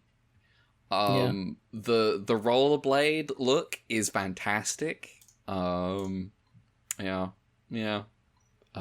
Just impeccable vibes of this show. Also, I just love there's such a variety of action in the show because it's like it's a very good looking show. It has very well animated, like I wouldn't say fight scenes, but like there's action in this show. But because of like the way the magic is set up as like these cards that do different things and like they are different creatures, Sakura is actually like doing magic, and is having to solve these kind of like more unique problems than like I'm used to from like a prequel where it's like monster shows up, we punch the monster, which, you know, that is its own cool shit. Of, you know, Futariwa Precure, Cure Black is simply an all-time classic. It's just how it goes. But I just, you know, I've been really enjoying it. I hope that Sakura is able to forgive her brother when she eventually finds out about him and Yukito. Because like he's over at their house late at night asking Sakura, "Is Toya home?" And I'm like, wouldn't you like to know? I know what you are are. What are you talking about? What could you possibly be here for? I don't know. Anyway, I've been really enjoying that. I've also been filling in Ghibli gaps, because they're showing Spirited Away at a cinema on Tuesday, near me. And I was like, I haven't seen that movie since it was the first anime movie I ever watched when I was like, I don't know, 8. So, you know, I'll watch that, see how that is. But I've been filling in like the ones I hadn't seen that come before Spirited Away. So like I watched Pompoko, I watched Ocean Waves, I watched Whisper of the Heart, I rewatched Princess Mononoke. Whisper of the Heart's really good. Pompoko is really good. Ocean Waves is fine. Princess Mononoke is like the longest movie ever made somehow, despite only being 2 hours and like 15 minutes. I don't get how that one. It's not that good. It's not It's that really good.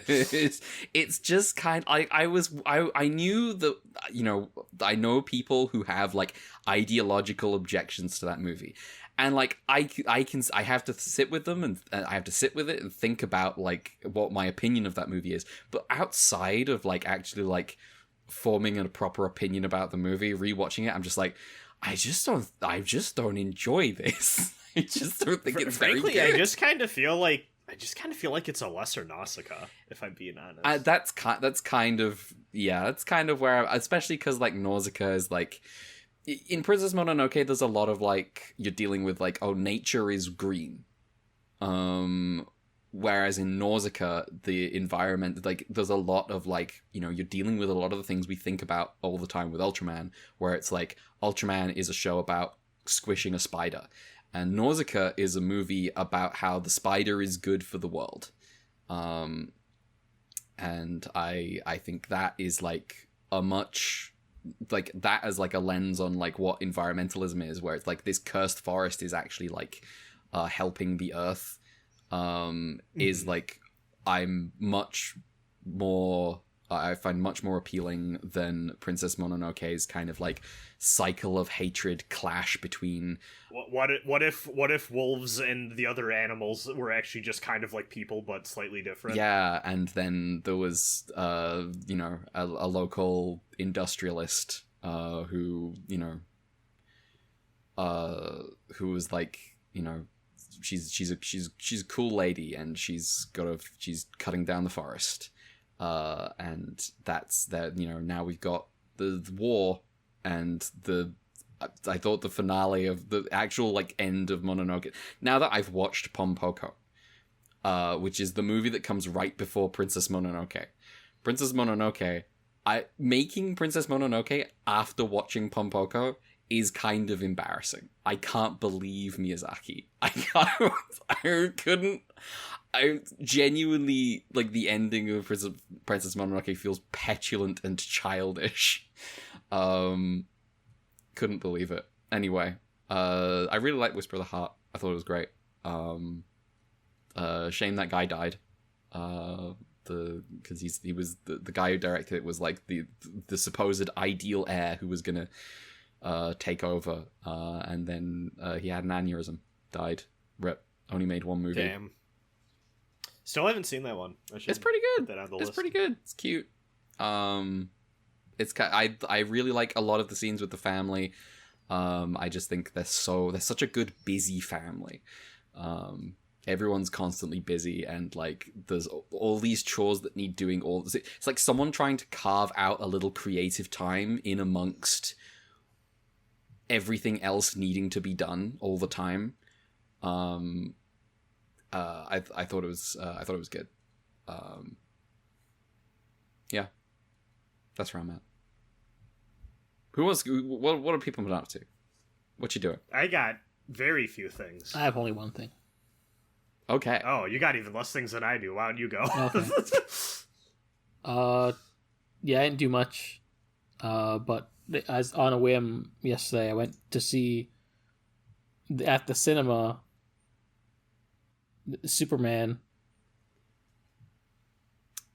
Yeah, I saw you post about this. Yeah. Do you remember what I said? It was one word, and it was Yeah. How you feel about this movie? Now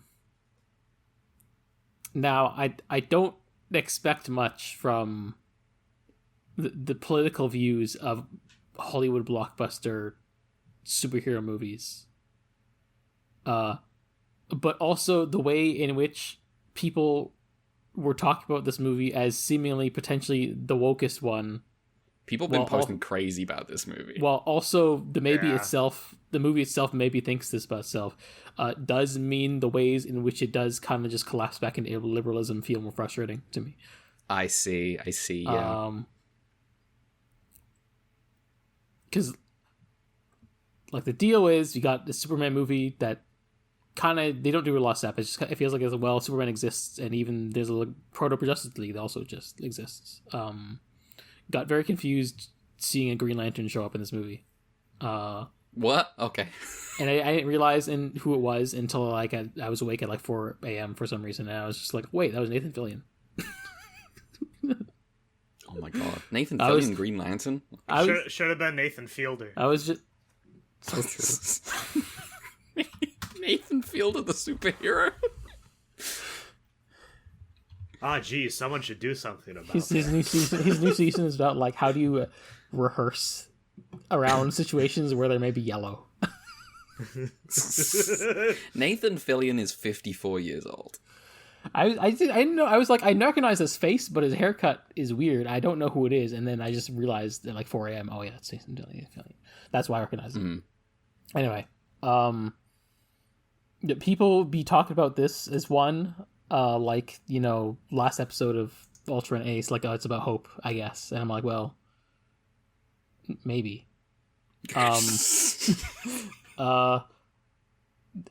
It's people very quick to like map on the current genocide against Gazans onto this movie, where you have the technologically superior army going to massacre the less technologically superior vaguely brown people. I see. However, the evil country in this case, they're all speaking a Slavic language, and the buildings have like onion bulbs. I'm like, okay. Also, I think the movie, because of course it would, there was no movie a movie wouldn't do this, is like The deal is like in this movie is like Lex Luthor is kind of like being like he's like being BlackRock with this shit. Okay. In terms of like being like a military PMC guy who's covertly like helping fund the war effort for this evil country. Who is a U.S. ally, and they make a point of, oh man, try to like the thing that like where Superman intervenes in an international incident. And it's like, oh, but they're an ally, and like the countries they're invading is also not a good human rights record. I'm like, well, yeah, I guess this is how liberals do talk about things. I guess the movie's credit is like Superman is correct. It's just it is a bit of like Lois Lane as like the trying to be devil's advocate. Oh my god! Newscaster, because there's actually a good scene I think early in the movie where like Lois and Clark have a relationship already, and they pretend they don't have one at work. But she does get on this case where it's like, Clark, it is weird when you like put in your articles that you're able to interview yourself, and so kind of on like he's like, well, I'd let you interview me. And she's like, bet. They have to do an interview. And it gets really heated. As she's kind of like does the liberal on both sides in the interview. And she's like, well, listen, I know I don't believe that, but I do have to say it for like, news reasons kind of thing. But it's just like Lex Luthor orchestrating a scenario where the world turns against Superman and he's able to arrest him. But also all of it kind of hinges on like social media and the Fox News stuff. Also, there's a lot of things about selfies and people always being on their phones. You find out Lex Luthor has a 1,000 monkeys typing at a Russian bot farm, basically, to be anti-Superman. Oh my god! And I'm like, oh, come on, guys. James Gunn's still living in 2016. Confirmed. Yeah, like I don't know, and it's complicated because, like, I think the best part, I do like the dynamic between Clark and Lois. I think that stuff's good. I can't speak to like the historical portrayals in like the comics and how these characters stack up to their thing.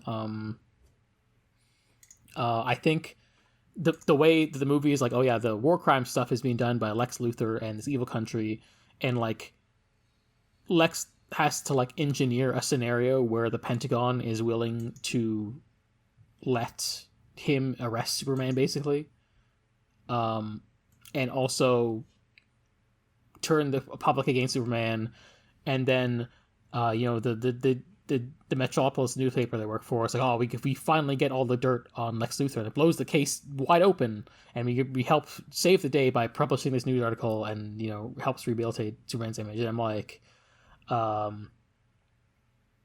think it helps underline the way that this movie maybe is not as good in like, if it is trying to do the Israel and Palestine thing, it's not doing the job it should, because it's like the Pentagon is just complicit in that, as is the New York Times. Yes. The sort of separation of like the bad things is like in the private entity of Lex Luthor, while like the institutions of the U.S. have to be like maybe coerced into them through like bad faith, is like not the situation in this particular conflict, where it's like, no, this is just America's war against Palestinians. It's not like Israel's war and then like, oh, we help an ally kind of thing with the U.S. It's like, Israel's, also it's weird when the group being warred against raises a flag that was the Superman emblem and starts praying to Superman. I'm like,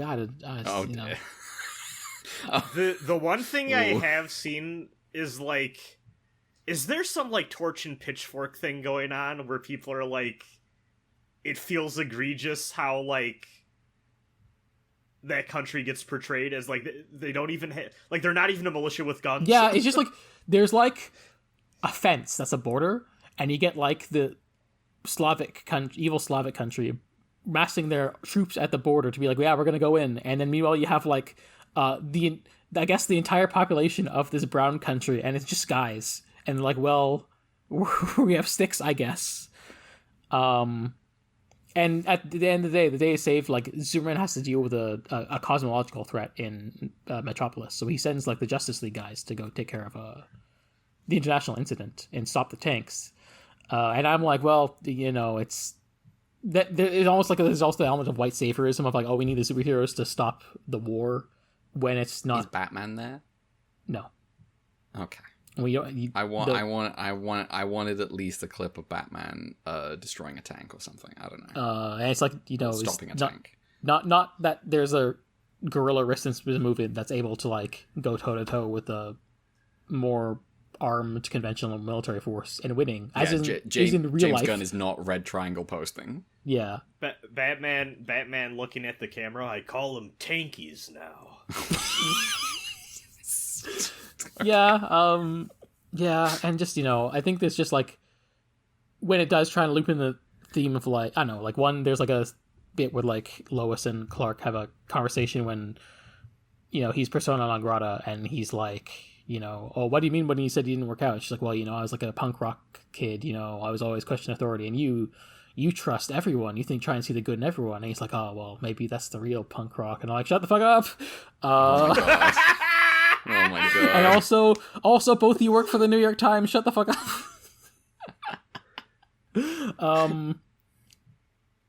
And also just like just trying to think.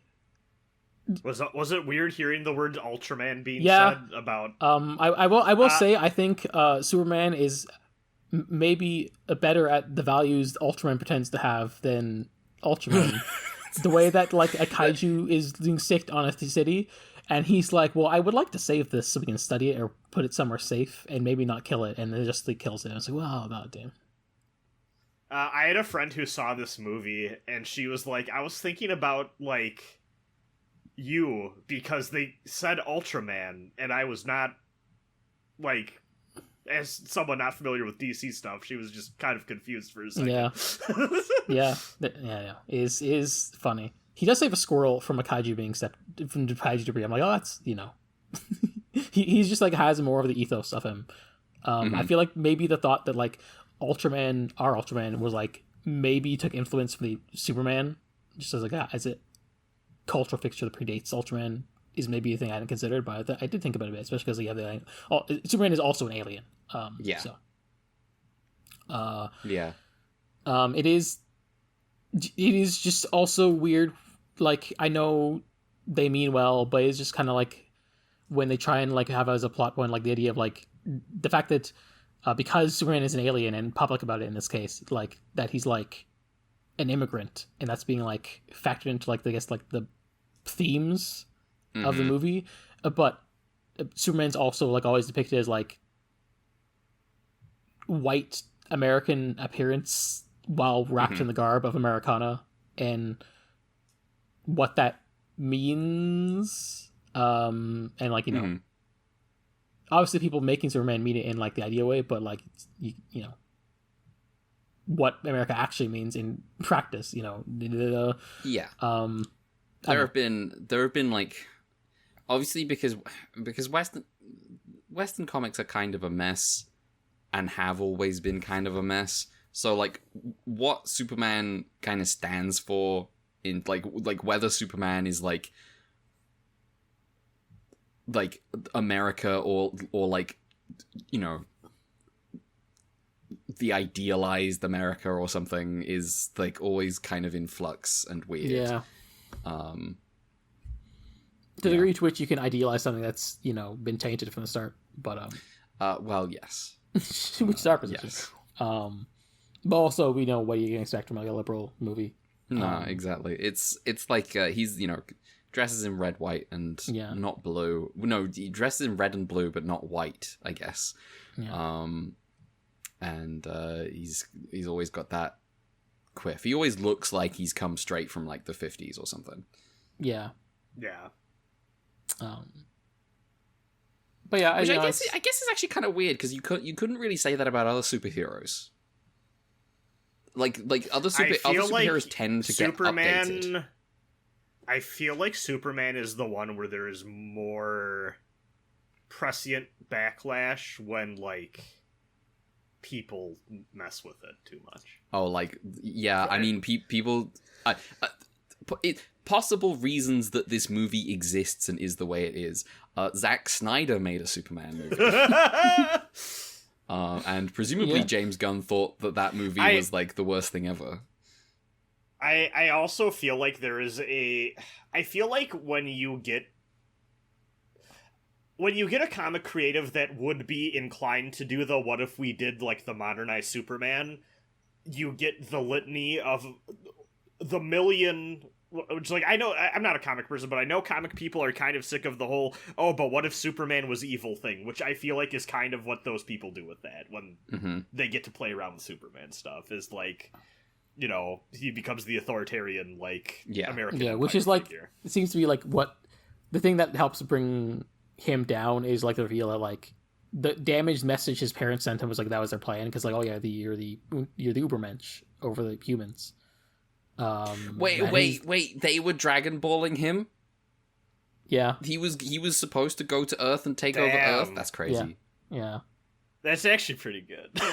And he's like, damn, this fucked up. I don't want that. But also no one believes him.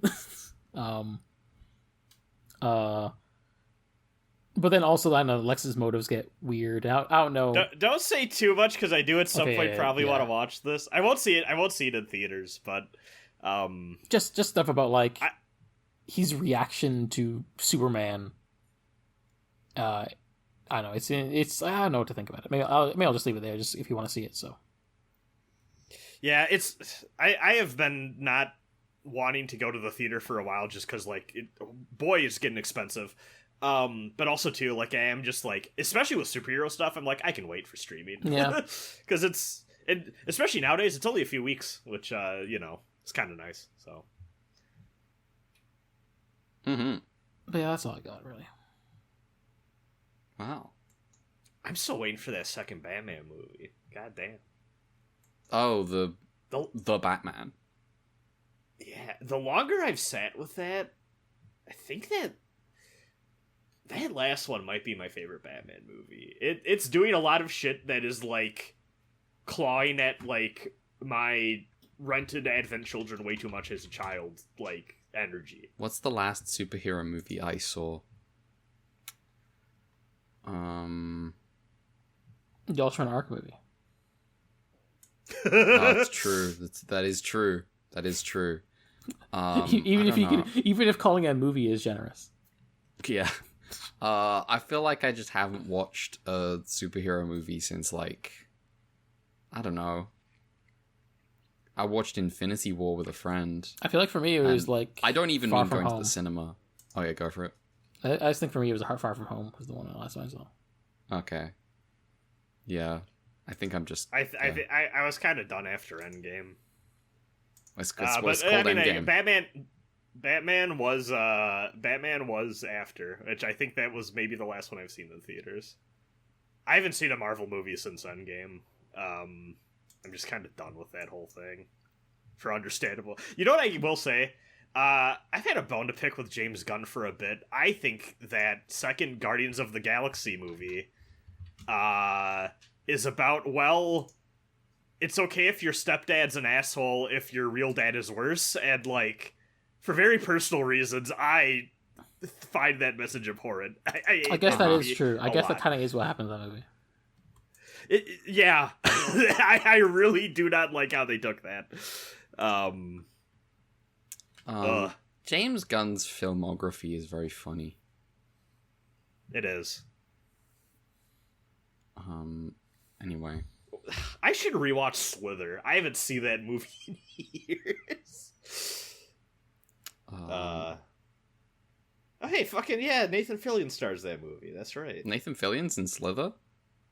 Yeah. I didn't know that. Yeah, he's like the main police guy. Huh. What are the roles I know Nathan Fillion for? The sci-fi show, the one, the Firefly, and Halo. I've still never seen that. I don't think I'll ever see No, that. it's not worth it. It's not worth it. Yeah, It's not very good. Oh, fucking he's Castle. I watched a You shocking watched amount of Castle? It was like a family thing. I've also seen some cast. It was on TV. Huh? Well, I guess I don't. I guess I don't have access. And by a to shocking Casa. amount, I probably mean like the first season or two. But it was one of those things that it was just on at a opportune time where like the whole family was in the living room. Yeah. And we'd watch it together. Oh, he's the robot in Destiny as well. Okay. Anyway. Brad, what you been up to? So I got 3 things. One, Fate Stay Night has invaded Honkai Star Rail. Yeah. That's finally happening. Yeah. Saber is everywhere. Saber is everywhere.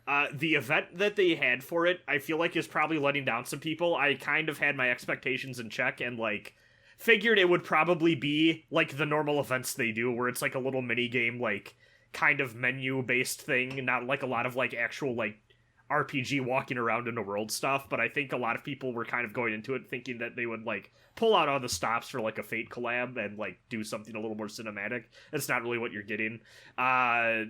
Archer is just like free. You log in and get him, and then you have to roll for Saber. But also, the banner for her is lasting. It sounds like they're still negotiating how long, but they're like well into the future.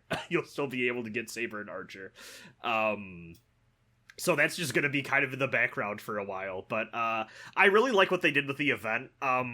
They have so in Honkai, a lot of like the different like endgame modes are technically like simulated universes with like they're kind of like combat simulators, but also being like they're supercomputers that are being used to explore the different weird like cosmic forces in the world and how like, for lack of a better term, the gods, to avoid the specific terminology, are kind of like interweaved within the like universe itself. What the fuck is going on in Honkai Star Rail? I don't actually want the answer to that question. When you learn about the different paths that are followed, it go. Honestly, one of my actual like parts of Star Rail I think actually kind of fucks is like they do some weird like cosmic god shit that I actually think is pretty evocative. Also told in like a very Disco Elysium inspired style. It's weird. What the hell does that mean? I'm just gonna let that stand. I don't know enough. I'm just gonna let that stand. It's like the dialogue boxes are all to the side. Oh, I see. And like the way it's written, it's very clearly inspired. And also like sometimes you have like little like decisions to make that like have like it's not pulling from like a stat sheet in the same way, but like you can tell like, oh, these fuckers like disco a lot.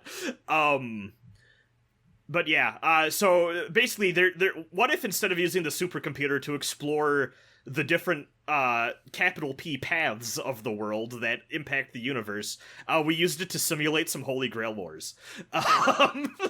So you have this fun little tournament system where you get like a bunch of different... It's kind of like a roguelike mode, honestly, where you get a bunch of different like temporary buffs and like little shops and stuff, and like all of them are like inspired by stuff from Unlimited, like just like Fate in general, I should say.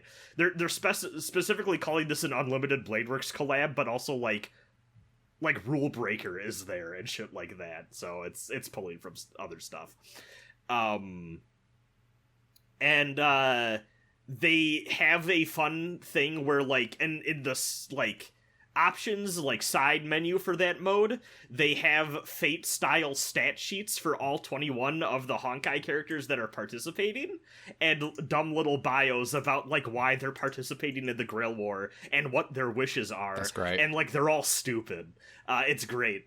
Like there's one guy who is like cop gambler man, whose like entire deal is that he constantly is putting his life on the line and like gambling away his future, but he always comes out on top because he's super lucky. And like his wish is like he doesn't really have a wish if he wins. He just wanted to do this to get some time off of work, but his superiors found out about it, so he has to do overtime when he gets back. It's dumb fun stuff like that. I'm having a great time. Fucking red line type of motivation. The one thing I am just kind of like about is stupid and petty, but you know, these are team-based games, so if there's a character that you like, you can have them and play around with them. But if you actually want to use them for the end game shit, you're probably gonna need to have like at least one member of the team, like especially for like the main damage dealers, will have like a best in slot support that like you need to like kind of team build like shells around or whatever. Archer, who I would say is one of my favorite Fate characters, like Archer a lot, love that man.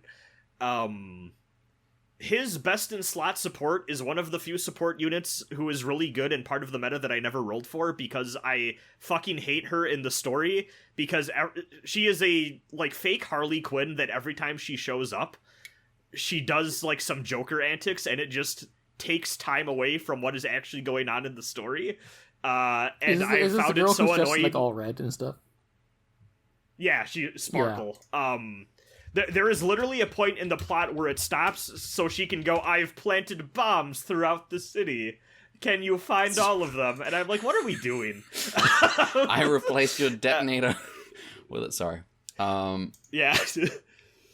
I put extra bombs at your dry cleaner. I was like, fuck, I guess I have to roll for her. And while I was stopping for the pee break, in this podcast, I got her. So, that's done. And, I continue to play Honkai, probably to my detriment, alongside Nikkei, Goddess of Victory. They unleashed Doro in the Hudson River. That was, do you say that sentence again? The weird Nikkei creature, they made a big float and put her in the Hudson River. Who's the big Nikkei creature? Nikkei Doro. Doro. What the hell? You've seen Doro. I've posted. Oh, you've posted. You've posted Doro. You posted Doro. You posted the video. Yeah, there's this little creature that's a little. What's like, she doing on the Hudson? Promoting gambling. Listen to Evanescence. Yeah. So true. But yeah, she's a little personification creature of like one of the like serious Ojo-sama, like legendary, Dorothy from Wizard of Oz. She's part of the original crew.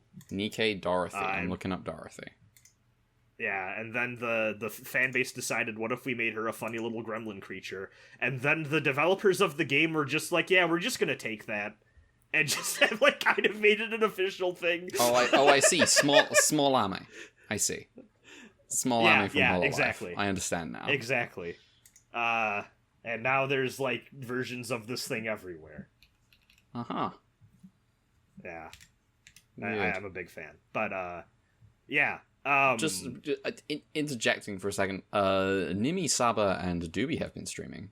Nightreign. And I'm like, damn. It's just, you just go somewhere else. You can just go somewhere else. You can just go somewhere else. Yeah. I got 2 more bosses left in Nightreign. That's a great game. I've been having a good time with it. Oh, okay. I've been holding off on talking about it until you're like done. Yeah, I have the final boss, which you unlock after you do like half of them, and then like just one of the stragglers that like just for whatever reason me and none of the friends I play this with have ever been like, oh, let's do that one. But I might try to do that one solo just to see what that's like, and then do the final boss with friends. But yeah. Speaking of friend slop, okay. Have y'all heard of the new friend slop that dropped on streams everywhere on Twitch? Peak? I have. I was seeing you play this. Oh. Was I not invisible on Steam? No. We're not. Funny. But yeah, I like to just be invisible on everything because I don't need people bothering me. But I mentioned on Blue Sky that I had moved from Mal to AniList, and Oomph followed me on AniList, and I was like, I posted on Blue Sky. I was like, Oomph, I love you. Oomphy, I love you. This is not how I will be using the anime list website, and I privated everything immediately. That's not what that's for. What was I talking? Oh yeah, Peak. So, my experience with Peak has been the other night. 3 of my friends were playing it, and me and a few other people that were in the call before they started playing it slowly left the call, as it was like, oh, they're just playing. This is a game that requires a lot of communication, and like we got other stuff to do. And then the other day, my friend Trick was like, "Brad, you should download Peak," and I was like, "I don't really want to do that." He's like, "It's $8," and I went, "I got nothing better to do tonight. Fuck it." So then I downloaded Peak. It is a game about climbing. It is I guess you could call it a roguelike, but it has like a fun twist. So it's a game where you are a group of Boy Scouts and you crash land on an island and you need to get to the peak so that you can like, I guess like send out a signal, like call for help and like get noticed or whatever. So you have like a stamina bar, you have like kind of like a health, like hunger system where like the hungrier you get, the more that stamina bar shrinks, the more hurt you get from like falling or, climbing over like thorny vines and stuff like that. It also reduces the stamina bar. And like you need to kind of manage all of that while also trying to like navigate very tricky terrain and finding the best way to like get up. And also like there's a variety of like tools and like there's like strewn about luggage cases and empty like discarded backpacks from like the plane crash and like other travelers that have probably been there before and stuff, where you can like rummage through their things and like find food or like climbing gear and fun stuff like that. And you all have to get up together and try not to die.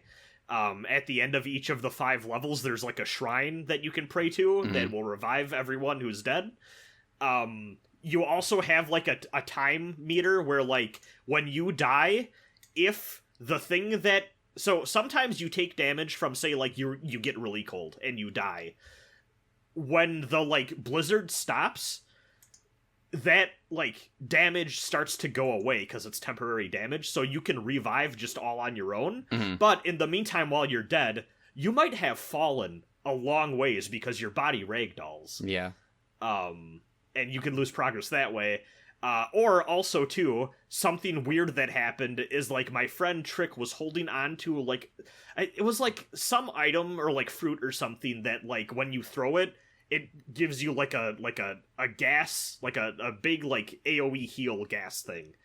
And something killed him when he was on a mountaintop, and he fell all the way down, but he landed on the thing that he dropped, causing it to explode, and then just revived him. Oh, nice. So, like, there's, like, weird little, like, Physics emergent, stuff, like, yeah. physics stuff going on here, which is kind of neat. It's not maybe as deep or as in-depth as you'd wanted, but, like, it's fun enough that you can get wacky stuff going, or, like, my friend Julian found a magic bean that, like, Jack and the Beanstalk style just causes a giant platform that you could, like, climb to grow out of the ground, and, like, he dropped it, and it just fell in, like, a really awkward spot where it was, like... We're so close to, like, being able to use this to actually make progress, but we just can't. So it just becomes, like, a funny little detour on your climb, and stuff like that. So it's enjoyable. Something I do think is really neat about this game is that it's, it's a roguelike. It's randomly generated. But if I heard my friends describe it correctly, it's randomly generated globally for the entire day. So it's almost like a communal, like, global effort of, like, everyone playing this game has the same set of levels. It's all the same. And, like, part of the fun is, like, you and your friends can tackle it and then compare notes to see what other people did.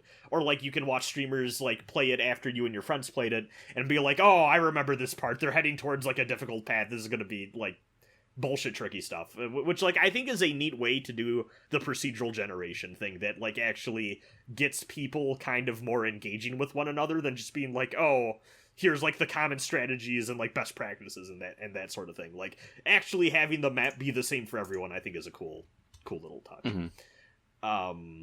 At least it's either that or I don't think it's just limited to the lobby, because I think me and my friend disbanded our lobby and then restarted and it was still the same map. But, yeah. It's a fun game. It is friend slop, but, some friend slops good. Me and my friends got a lot of mileage out of Lethal Company. Yeah. True. Nice. This is a good time. Nice. The last thing I have is me and my buddy Julian, who also I was playing Peak with. We finished Dynazenon. Nice. I haven't watched that show. That is... You haven't, or have? No, I have not. Okay. I will not get into specifics then. But I really like Dynazenon. Yeah. That is so close to being my platonic ideal of what I want, like, a Monster of the Week thing like this to be like. I will say, kind of a bummer, the kaiju eugenicists, the villains, I feel like are maybe a little bit of a letdown. Yeah, that's the thing that's kind of like the dichotomy between the two is like Gridman has the stronger villain and weaker general cast, and is reversed in Dynazenon a bit. Yeah, and it's a bummer. I will say I do think so, because like in Gridman there's just like predominantly one villain and then like another like kind of like partner character. And I think I would rather take the strong cast of like 5 hero characters that we get in Dynazenon. Again, not getting into specifics, what this show ends up being about, like, I think is really good. It is in its own way, like, if you look at it kind of top down, it is another story about, like, hey, you should have friends, and, like, bonds will help you get through hardships in life and overcome grief, and, like, all, you know, the standard anime thing that, you know, everything goes to that well, right?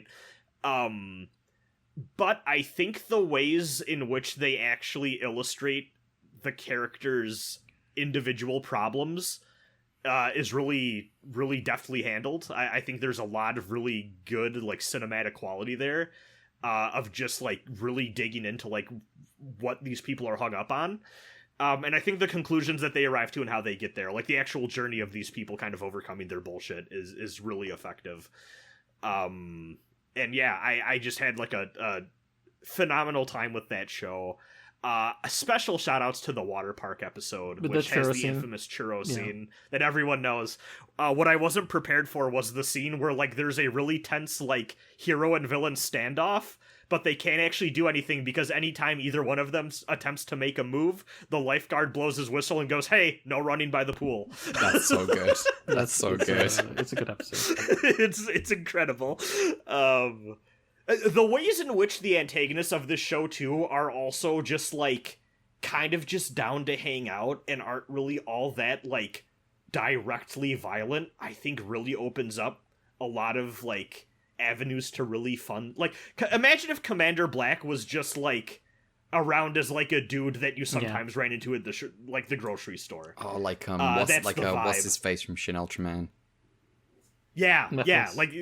Mephiles. Mephiles vibes. Like, just, like, kind of that neighbor you hate, and, like, it's a good tone. I should I liked point it a out lot. the writer for SSSS Gridman and Dynazenon is a veteran Ultraman writer, so we'll be getting to his stuff in the future. I'm excited. That's good to know. I really like his take on this material. Me and my... so Julian hasn't seen Gridman Universe before, so we're roping in my other buddy Johnson, who has seen it before. And at some point when I'm back from my work trip this upcoming week, we're going to try to schedule... I have seen it, Universe. but I just didn't mention it on the podcast. Okay. I feel like I've heard very mixed things about Universe, so I'm curious going into it, how I feel. I know it's a crossover between the two shows, and that's about all I know. So Universe. But yeah, shout outs to Dynazenon. That main couple, very good. Very, very, very strong component of the show. I've been very happy with how that was handled. Sick. Very nice. Very nice. I was reminded of something else I did in the middle of that, but I don't remember what it was. So this podcast might be over. All right. I mean, emails. Sick. Right? Oh yeah. Do we have any emails? You have to update your formula. I do have to update my formula. I have to remember what order things go in. So yeah, we'll do emails here. Okay. Just give me a second. We got an email from a Mothra fanboy with an addendum, also a Mothra fanboy. Oh, is this Mothra fanboy has finished Taro? Yes. Welcome back, Mothra fanboy. Catching up. Yeah, Ultraman's gonna feel so slow to Mothra fanboy once it's all caught up. Yeah. I mean, he's got 2 seasons. Well, he's got 1 season left, but anyway. Hell, UltraQ, mere minutes ago, I concluded my watch of the 6th entry in the Ultra series, Ultraman Taro. I liked it quite a bit. Probably the most underrated show so far. The fans don't like this one because it's too goofy, but that's what I like about it. It was a refresher after Ace was dazed and confused, not sure who it wanted to be or what it wanted to be.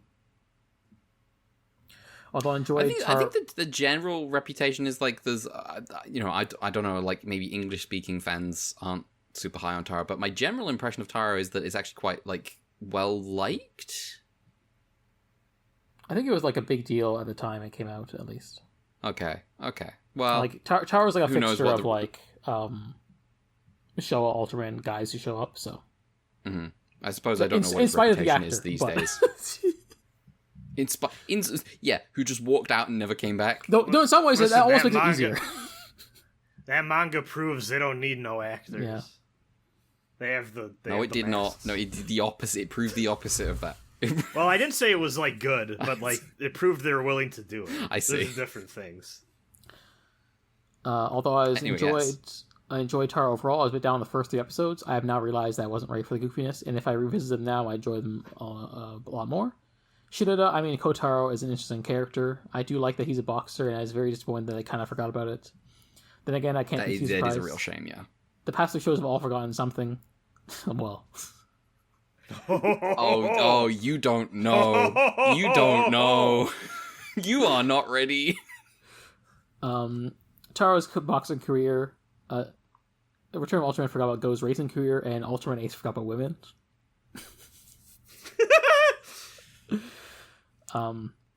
After I was adjusted to the goofiness, I started to really enjoy the show. I really liked the Turtle 2-parter. That was a good one. It was a good one. Especially the second part, and a lot of the early Taro episodes, like the Slug and Piss episode, not that bad episode, were all just fun times. The wrestling episode with the kaiju attacking during Kotaro's match is also fun and enjoyable. As at this point, I realized I really enjoyed the show. That was also a good one. Mm-hmm. I do have a note about the Vampire Plant episode. The episode itself is good, but I got kind of offended. You missed this in the discussion, but the episode, the mother of the child behind the murder says, "Oh, she's different. Was it autism?" Now, as an autistic person, I was kind of mad that they would just say that and have the girl be the murderer. Anyway, I just want to say that. Did that happen in the episode? I literally do not remember this at all. Yeah. This could be a difference in subs. I don't know. Yeah, it could be a difference in subs. Like, the one when the Zeta subs say Camille calls himself autistic. That's like a whole that's like a whole thing that like we know someone who could explain what happened in that scene. I do not remember exactly what that explanation is in Zeta, but I don't know about that scene in Taro. The 3-parter is really good, especially the last episode. Lots of good drama before the land of Ultra 2-parter. There's Don't Kill the Kaiju trilogy, which I like. The father and son kaiju episode, at first I thought would be my favorite episode of the show, but was overtaken by episode 45. So episode 45 right now. I want to hear your reactions. Let's see. What is episode 45?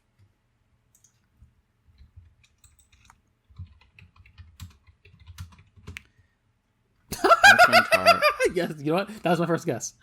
That was a fun one. What is it? It's the parrot with the robot bride. Robot mom.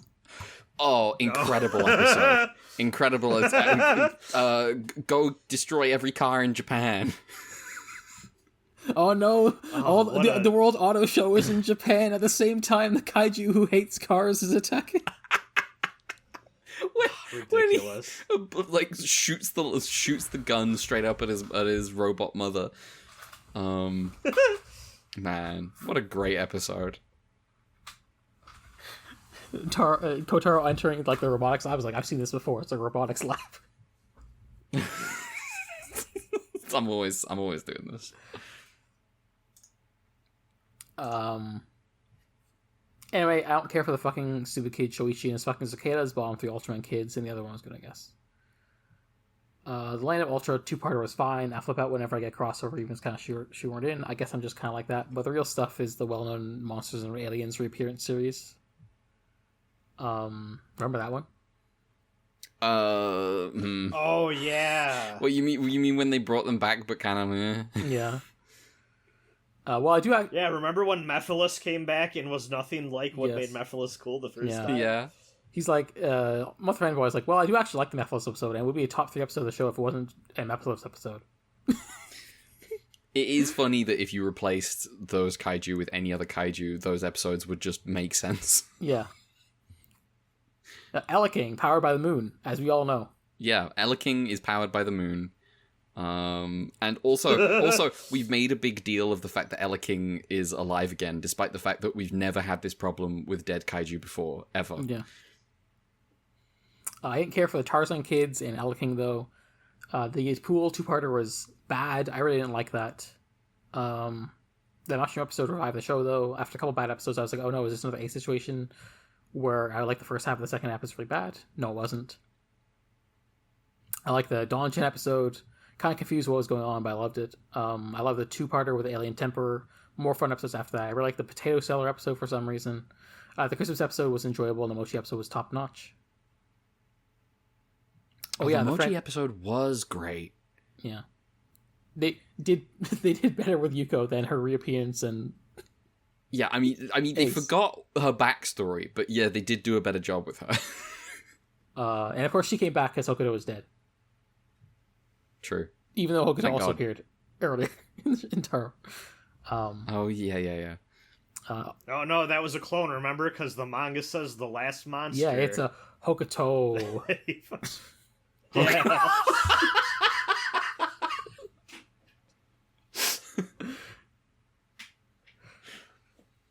I'm glad that this is just transplant. There's just you've acquired this bit. You didn't have to read the books. You've just got this now. It's one of the funniest things I've learned from AMC. I'm like, well, I have to use this forever now. Do you know about the bigger Luke theory? Yes, I do. Yes. Okay. I posted about Bigger Renton in one episode of Eureka 7. He was suddenly like way taller than everyone else it's for Eureka some 7. reason. I was so true. So Which true. is what I say when Dan Moroboshi asks how to play Fei Long in Street Fighter. I see. This email. Yeah. Anyway, the franchise recap episode. I have nothing to say about that, so here are my thoughts on the members of Zat. Kotaro, a really likable protagonist, better than Hokuto, as we all know. Captain Asahina, a really cool character, shame he was gone most of the show. Aragaki, really fun guy, shame he was replaced by a weirdo. Nitani, hashtag not my Aragaki. That's okay, just like 3 episodes. Kinejima, by far my favorite member of Zat. He's such a fun character, and he can be sad and tragic at times. See episode 40. He's in episode 45. I think he's talking about a different one. I assume he's talking about the episode where he's about to shoot his girlfriend in the head. Which I assume is a different number episode, because 45 was the bride one. But anyway. Yeah. Numbura, great for a comic relief guy. Moriyama, the situation with the woman is better than Ace, but then again, everything is. Nishida, I don't know. He got replaced, I guess. Ueno, not my Ueno. Damn. Feel strongly about Return of Ultraman Ueno. Was Ueno the guy who, in Otaro did, like, the backflips? Yes, he was the guy his thing was that he did parkour. And he did acrobatics sometimes. Legend. Also, Kenichi is better than Dan, the kid, obviously not Moroboshi. You can always do better than Ace Taro. Yeah. You can always do better. The nursery songs... Yeah, you can always do better. The nursery song series is the entrance of, episode... Oh, wait.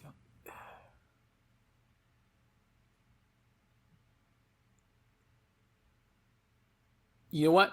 No, episode 42 is the bride. Is the parrot. Oh, okay. Episode 45 is the Red Shoes episode. Oh. And is his favorite episode. I mean, that episode's pretty cool. I don't know why you guys didn't like... Oh, apparently we didn't like this episode. I mean, listen. When you're in the moment doing 3 episodes a week, it's, sometimes strange things happen. Yeah. We didn't like the episode where what's the face shrunk herself in Ultra Q. Yeah. Well, she didn't shrink herself. She's kind of dragged into it. Oh, she got shrunk. Yeah. Honey, I Shrunk the Journalist. Yeah. Anyway, I don't know why you guys didn't like this episode. I personally thought it was a fantastic episode. My favorite character getting a spotlight as a child character. The rest of the Nursery Song series is pretty good. I like the Rabbit episode. The Monster General isn't really good, and the one with the drunk monster was a great time. Yeah, I mean, Piccolo is good. Piccolo is good. That's a good Speaking one. of great fun times, pulling sheets of music out of your belly button is not a thing you should be able to do, but or if you can, that's another good episode. It's another good episode. Tara was just good. When it comes down to it. I like Tara. The boy episode is really good and fun. Nambara is canonically married for episode 51, and Utani's episode clearly should have been Aragaki. Flat Ultraman, Flat Return of Ultraman is really funny. Hey, that's the image that read the chat earlier. It is. Regarding the Suckium beam. Yeah. So how about the finale? It's really fucking great. Oh, I love the finale. Yeah. A hot take, I think the finale is the second best of an Ultraman series, only topped by 7. Our return to ending is pretty It's close. shockingly good. Yeah, for the fact it's put together with duct tape, it is. Yes. And Alien Valky just shows up. It is the equivalent of the doohickey. It is like was slapped together, held together with duct tape, but you know what? Gets the fucking job done. Kotaro defeating Valky without turning into Taro is great. A great ending, a great show. Nice. Glad you liked it. Best episode is She Wore Red Shoes. The worst episode is The Gentle Monster Father. On reflection, I think I approve of the Red Shoes episode a little more than I did on the episode. I don't think it's the best episode of Tara, but we all have our personal freedom. Yeah. I'm gonna be honest. Like I feel like I remember the story around the Red Shoes episode more than I do the actual Red Shoes episode. Oh well, you did all the research into Bumpei Ai. Yeah. And how he thought this story was was bullshit. Yeah. Yeah. Like the episode itself, like I barely remember the plot. Mm-hmm. Oh, The Gentle Monster Father is the one weirdly misogynist one about like the wife who's nagging the dad driving. Oh, the one where the cars fall from the sky in the end. Yeah, that was a bad episode. Yeah. That was a bizarre episode. Yeah. The energy on that episode was crazy. That one felt weirdly off. In a lot of ways. Yeah. I'd have to, I don't know. Yeah. Oh well. My favorite kaiju is probably Motron because of how much of a fun guy he is. He's pretty good. It's question time. I have a new bit I'm going to do before the Ultra Pet store, but I do need to do some catching up. Say you are holding a party and you invite one member of every defense team. Who would you invite and why? Okay, this is easy. Incidentally, because Ultra Q doesn't have a defense team, your options are Ippei, Jun, Yuriko, and Ichinotani. Also, we all have to agree on who to invite, by the way. It's our collective party. Oh, collectively, that's easier. That's easier because now we're not having to pick different ones to try to add spice to the podcast. Yeah. Okay, so from Ultra Q, who are we picking? Ippei or Jun is... Ippei is a party guy, I think. Ippei is a party guy. Jun's leaving in the middle of a party to deal with kaiju stuff. Yeah, but like, what if the kaiju is at the party for the party? We might want that. That's true. That's true. Does no one want Ichinotani at a party? No. I don't want his party tricks. You don't want him to build an evil death ray that he calls, "This is my evil death ray." Yeah. People would have on like the party hat thing. He's like, cones were invented 30,000 years ago by the Atlanteans. A lot of people don't know that. I'm happy with Ippei or Jun. We have to pick one. I'm picking Jun. Civil War. I guess I can get over Jun. Jun's fine. Okay, we can go Jun. There are other good guys you can get. Yeah, Ultraman. I just feel like this is E-Day, right? Yeah, hydrogen bomb versus like 5 coughing babies. Yeah. Yeah. I want to talk politics with Ide. he. God, I love Ide. I love Ide. Right. Ultra 7. Who are we inviting from the Ultra 7 team? I'm not picking Dan. Yeah, Dan's really cheating. That feels like cheating. We might have to pick Dan later for Leo as well. Who was the guy that because Arashi was Ultraman, but that same actor played... Furuhashi. What about him? He's fun. Yeah, we can bring him. You can talk about his mom. Yeah. And all the conversations they definitely I could ask had. if he do flips. Mm. I feel it occurred to me to invite Soga, but I feel like really what I want is Soga and Dan in the same room, and that's not happening. Yeah. We get a Magi and like we get fireworks outside. Oh my god. I'm down with Furuhashi because he seems chill. Yeah. He's a goofy guy. Return of Ultraman. I'm thinking like Kato, maybe. The first captain. Oh, the first captain. He's chill. Oh man. Mainly thinking like I Kaido- think Kushida is too much of a stick in the mud. Kishida would not be fun at a party. Yes. See, that's I kind of low key is like Kishida could be. I feel like I would have a good time dragging it out of him, but that's because I'm a whimsical asshole. Oh, I see. I see. We all know Red hates Whimsy. So true. It's crazy I got away with whimsy. You two have to hate women and children. noticing this invitation, this party list is pretty Brad coded so far. So true. When the Titanic starts sinking and the captain says women and children first, and Mel and I do the Arthur fist meme. Return of Ultraman.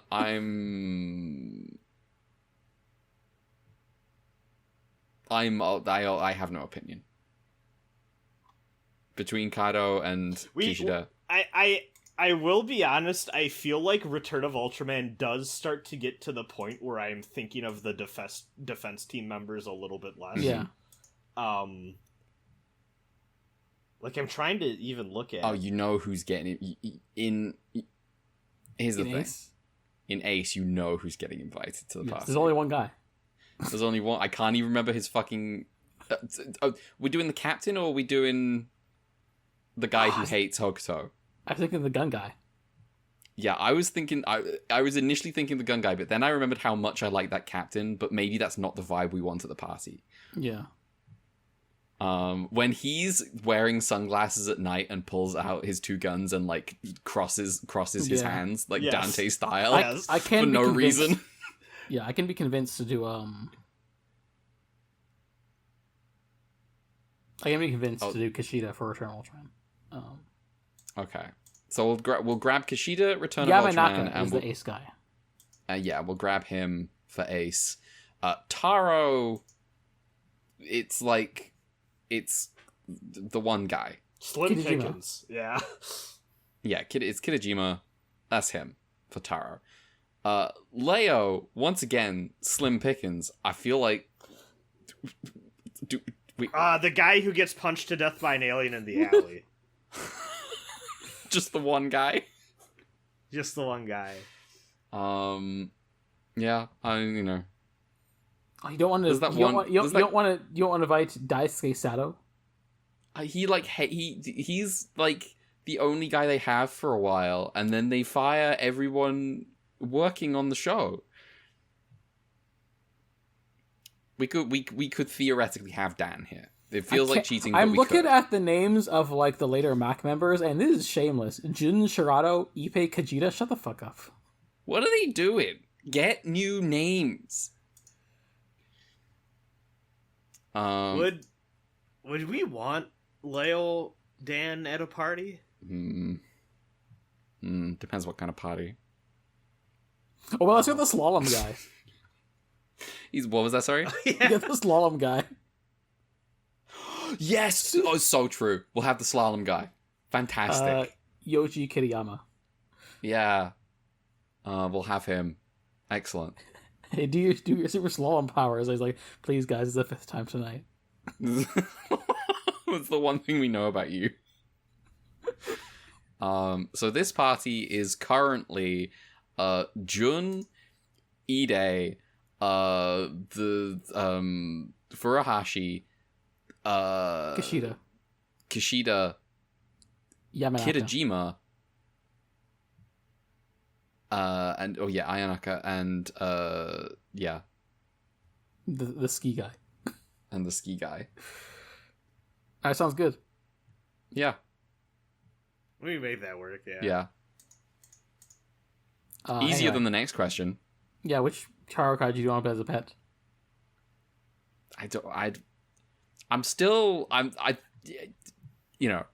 You're free to continue to ask this question. It still flummoxes me every time because I'm like, none of these, I don't want a pet.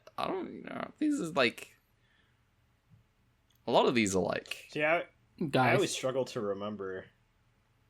uh-huh. Yeah, like, I feel like it's fucked up to have Mochiron in I'll just get the parrot.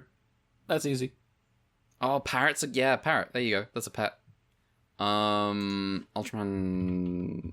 Taro Kaiju. What kind of kaiju are we dealing with in Ultraman Taro? I mean, we have got one of those turtles. I could have the baby turtle. Yeah, King Tortoise. King Tortoise. There we go. There's mine. But, like, I wouldn't steal him from his mum. Taro's the one where they have the episode where there's the baby and they kill the baby. The hunters shoot the baby in the head. Yeah. Brad did the Monster Hunter edit. Yeah. Yeah. That's kind of... Oh, yeah, I'd have that yeah, as a that's pet. pet material. There we go. Yeah. Wait. Uh-huh. What about Rabbit Dog? Oh, that is actually a pet. Yeah. That is Ultraman Taro's pet. It's a rabbit dog. Remember? Yeah. Yeah, I'd have Rabbit Dog. Okay. I can't believe they let the audience decide what the Land of Light looked like. No, it's that Thai guy. Like And that YouTuber kind who of said. stuck to it in the manga. Yeah. Oh yeah, it was. it was that one Thai guy. He did that. Yeah, you also invented Ultraman too, based off Buddha. Yeah, did all these things. Apparently, that there's like that shell company is still trying to do lawsuits in China right now. Good.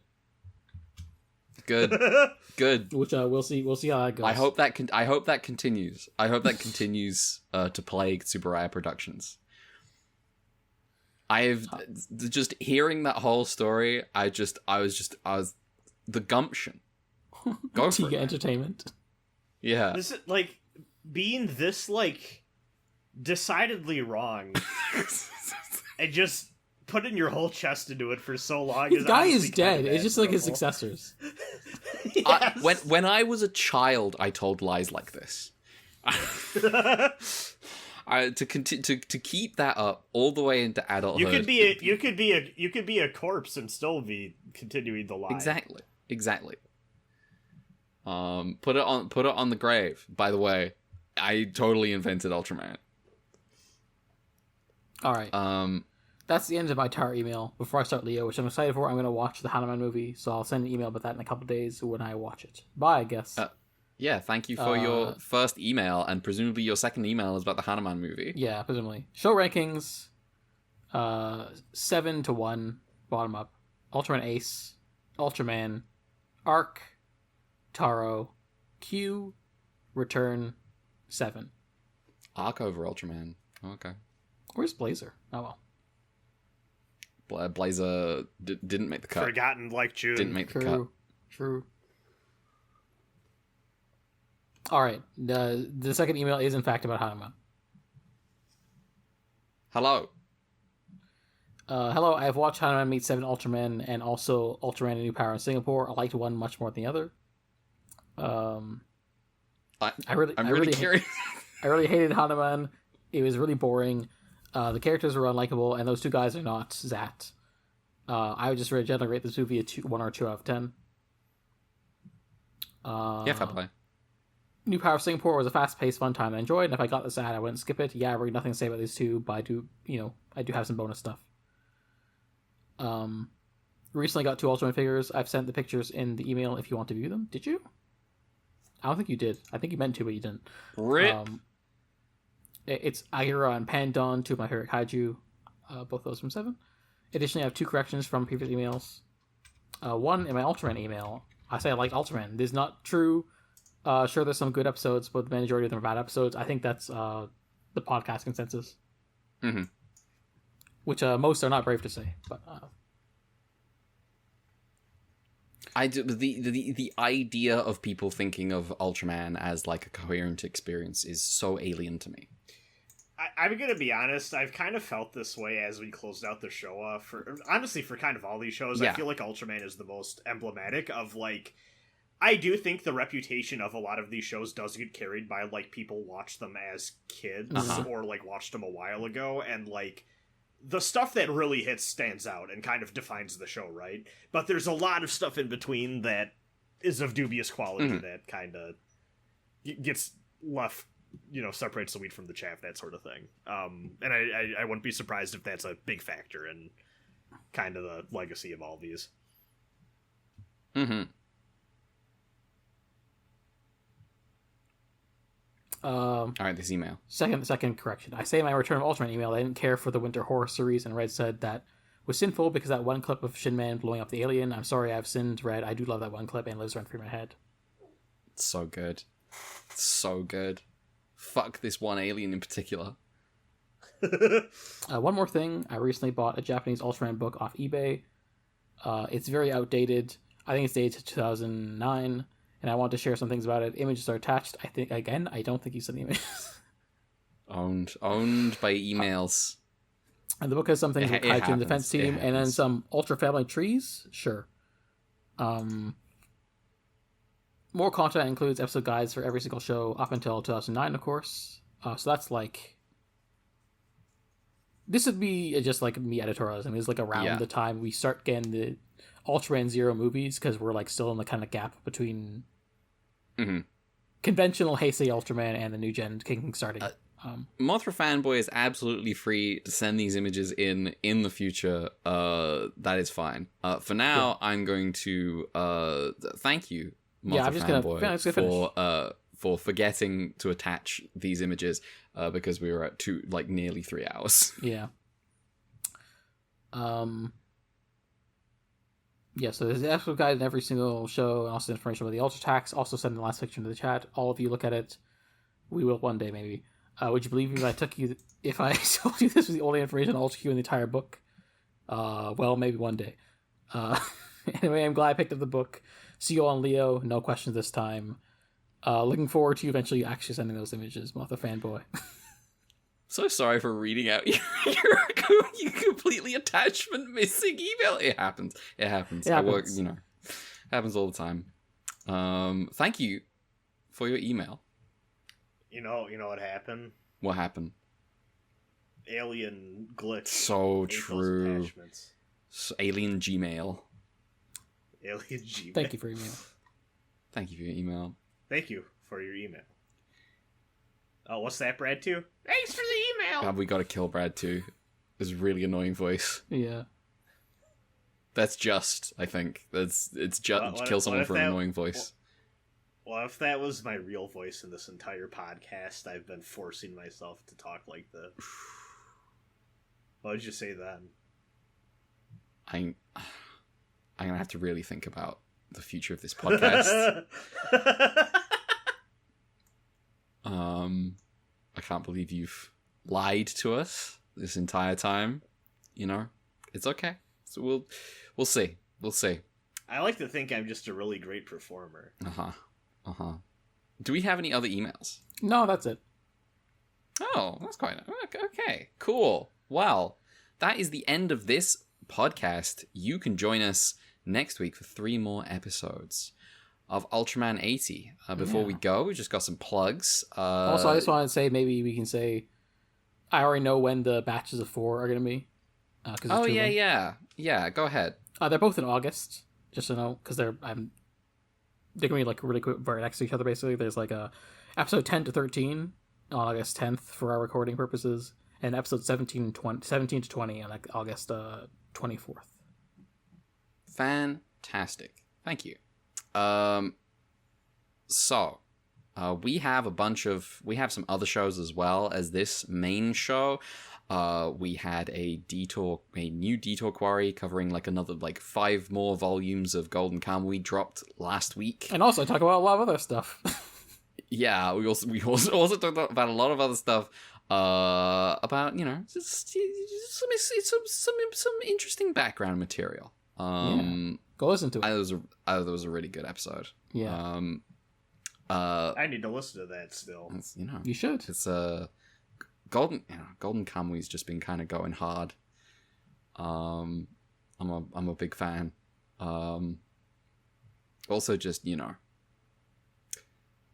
I'm the guy. I'm the person on the podcast who's into guys. I'm enjoying Golden Kamuy. I'm big fan of these men. The other shows that we have, we're doing a new Skipping the Queue. We've got Ultraman Omega. We dropped We're in the Omegaverse. We're in the Omegaverse. We dropped our first episode on the first couple of Omega episodes last week. A little further down the line, we will be doing... next batch will be next month. Yeah, next batch will be next month. So we will be announcing, when exactly that is closer to the time. So for now, it's just next week, 3 more episodes of Ultraman 80. If you want to follow the show, you can do so online. We are on Blue Sky at UltraQUEUE, and we are on Twitter at Ultra_QUEUE. I am also on Blue Sky. I'm at Red November. That's about my plugs. Mel. You can follow me at Dick Crowns on Twitter and Blue Sky. We have an email, ultqpod@gmail.com, and a coffee, ultqfund. Brad. Yeah, I'm everywhere at BEinvoked. That's BEINVOKED. My schedule's been all out of whack because of work trip stuff that's happening in a few days. So actually, I won't be able to make next episode. So y'all will be able to watch the second batch without me, but I'll be watching in spirit if I have the time. Yeah. And by in spirit, you mean you will watch them and then let us know later. Yeah. You'll be on the week after. Yes, jury's still out if I'll be able to watch and leave notes in time. Listen. If you're busy, don't. Yeah. It's okay. Yeah. It's all right. I never be responsible because then you get put in charge of scheduling. Don't become important at work. Yeah.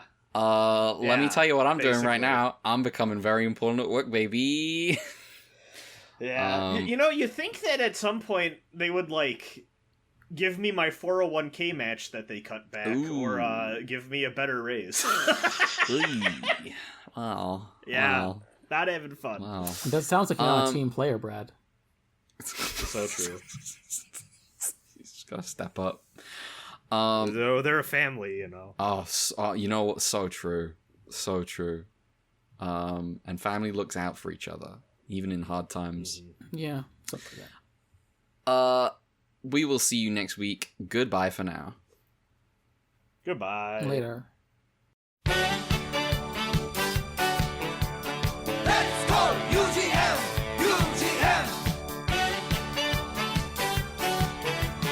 Let's go UGM UGM この星は美しい星誰もが愛する青い星この星を守るのが我らの使命波輝し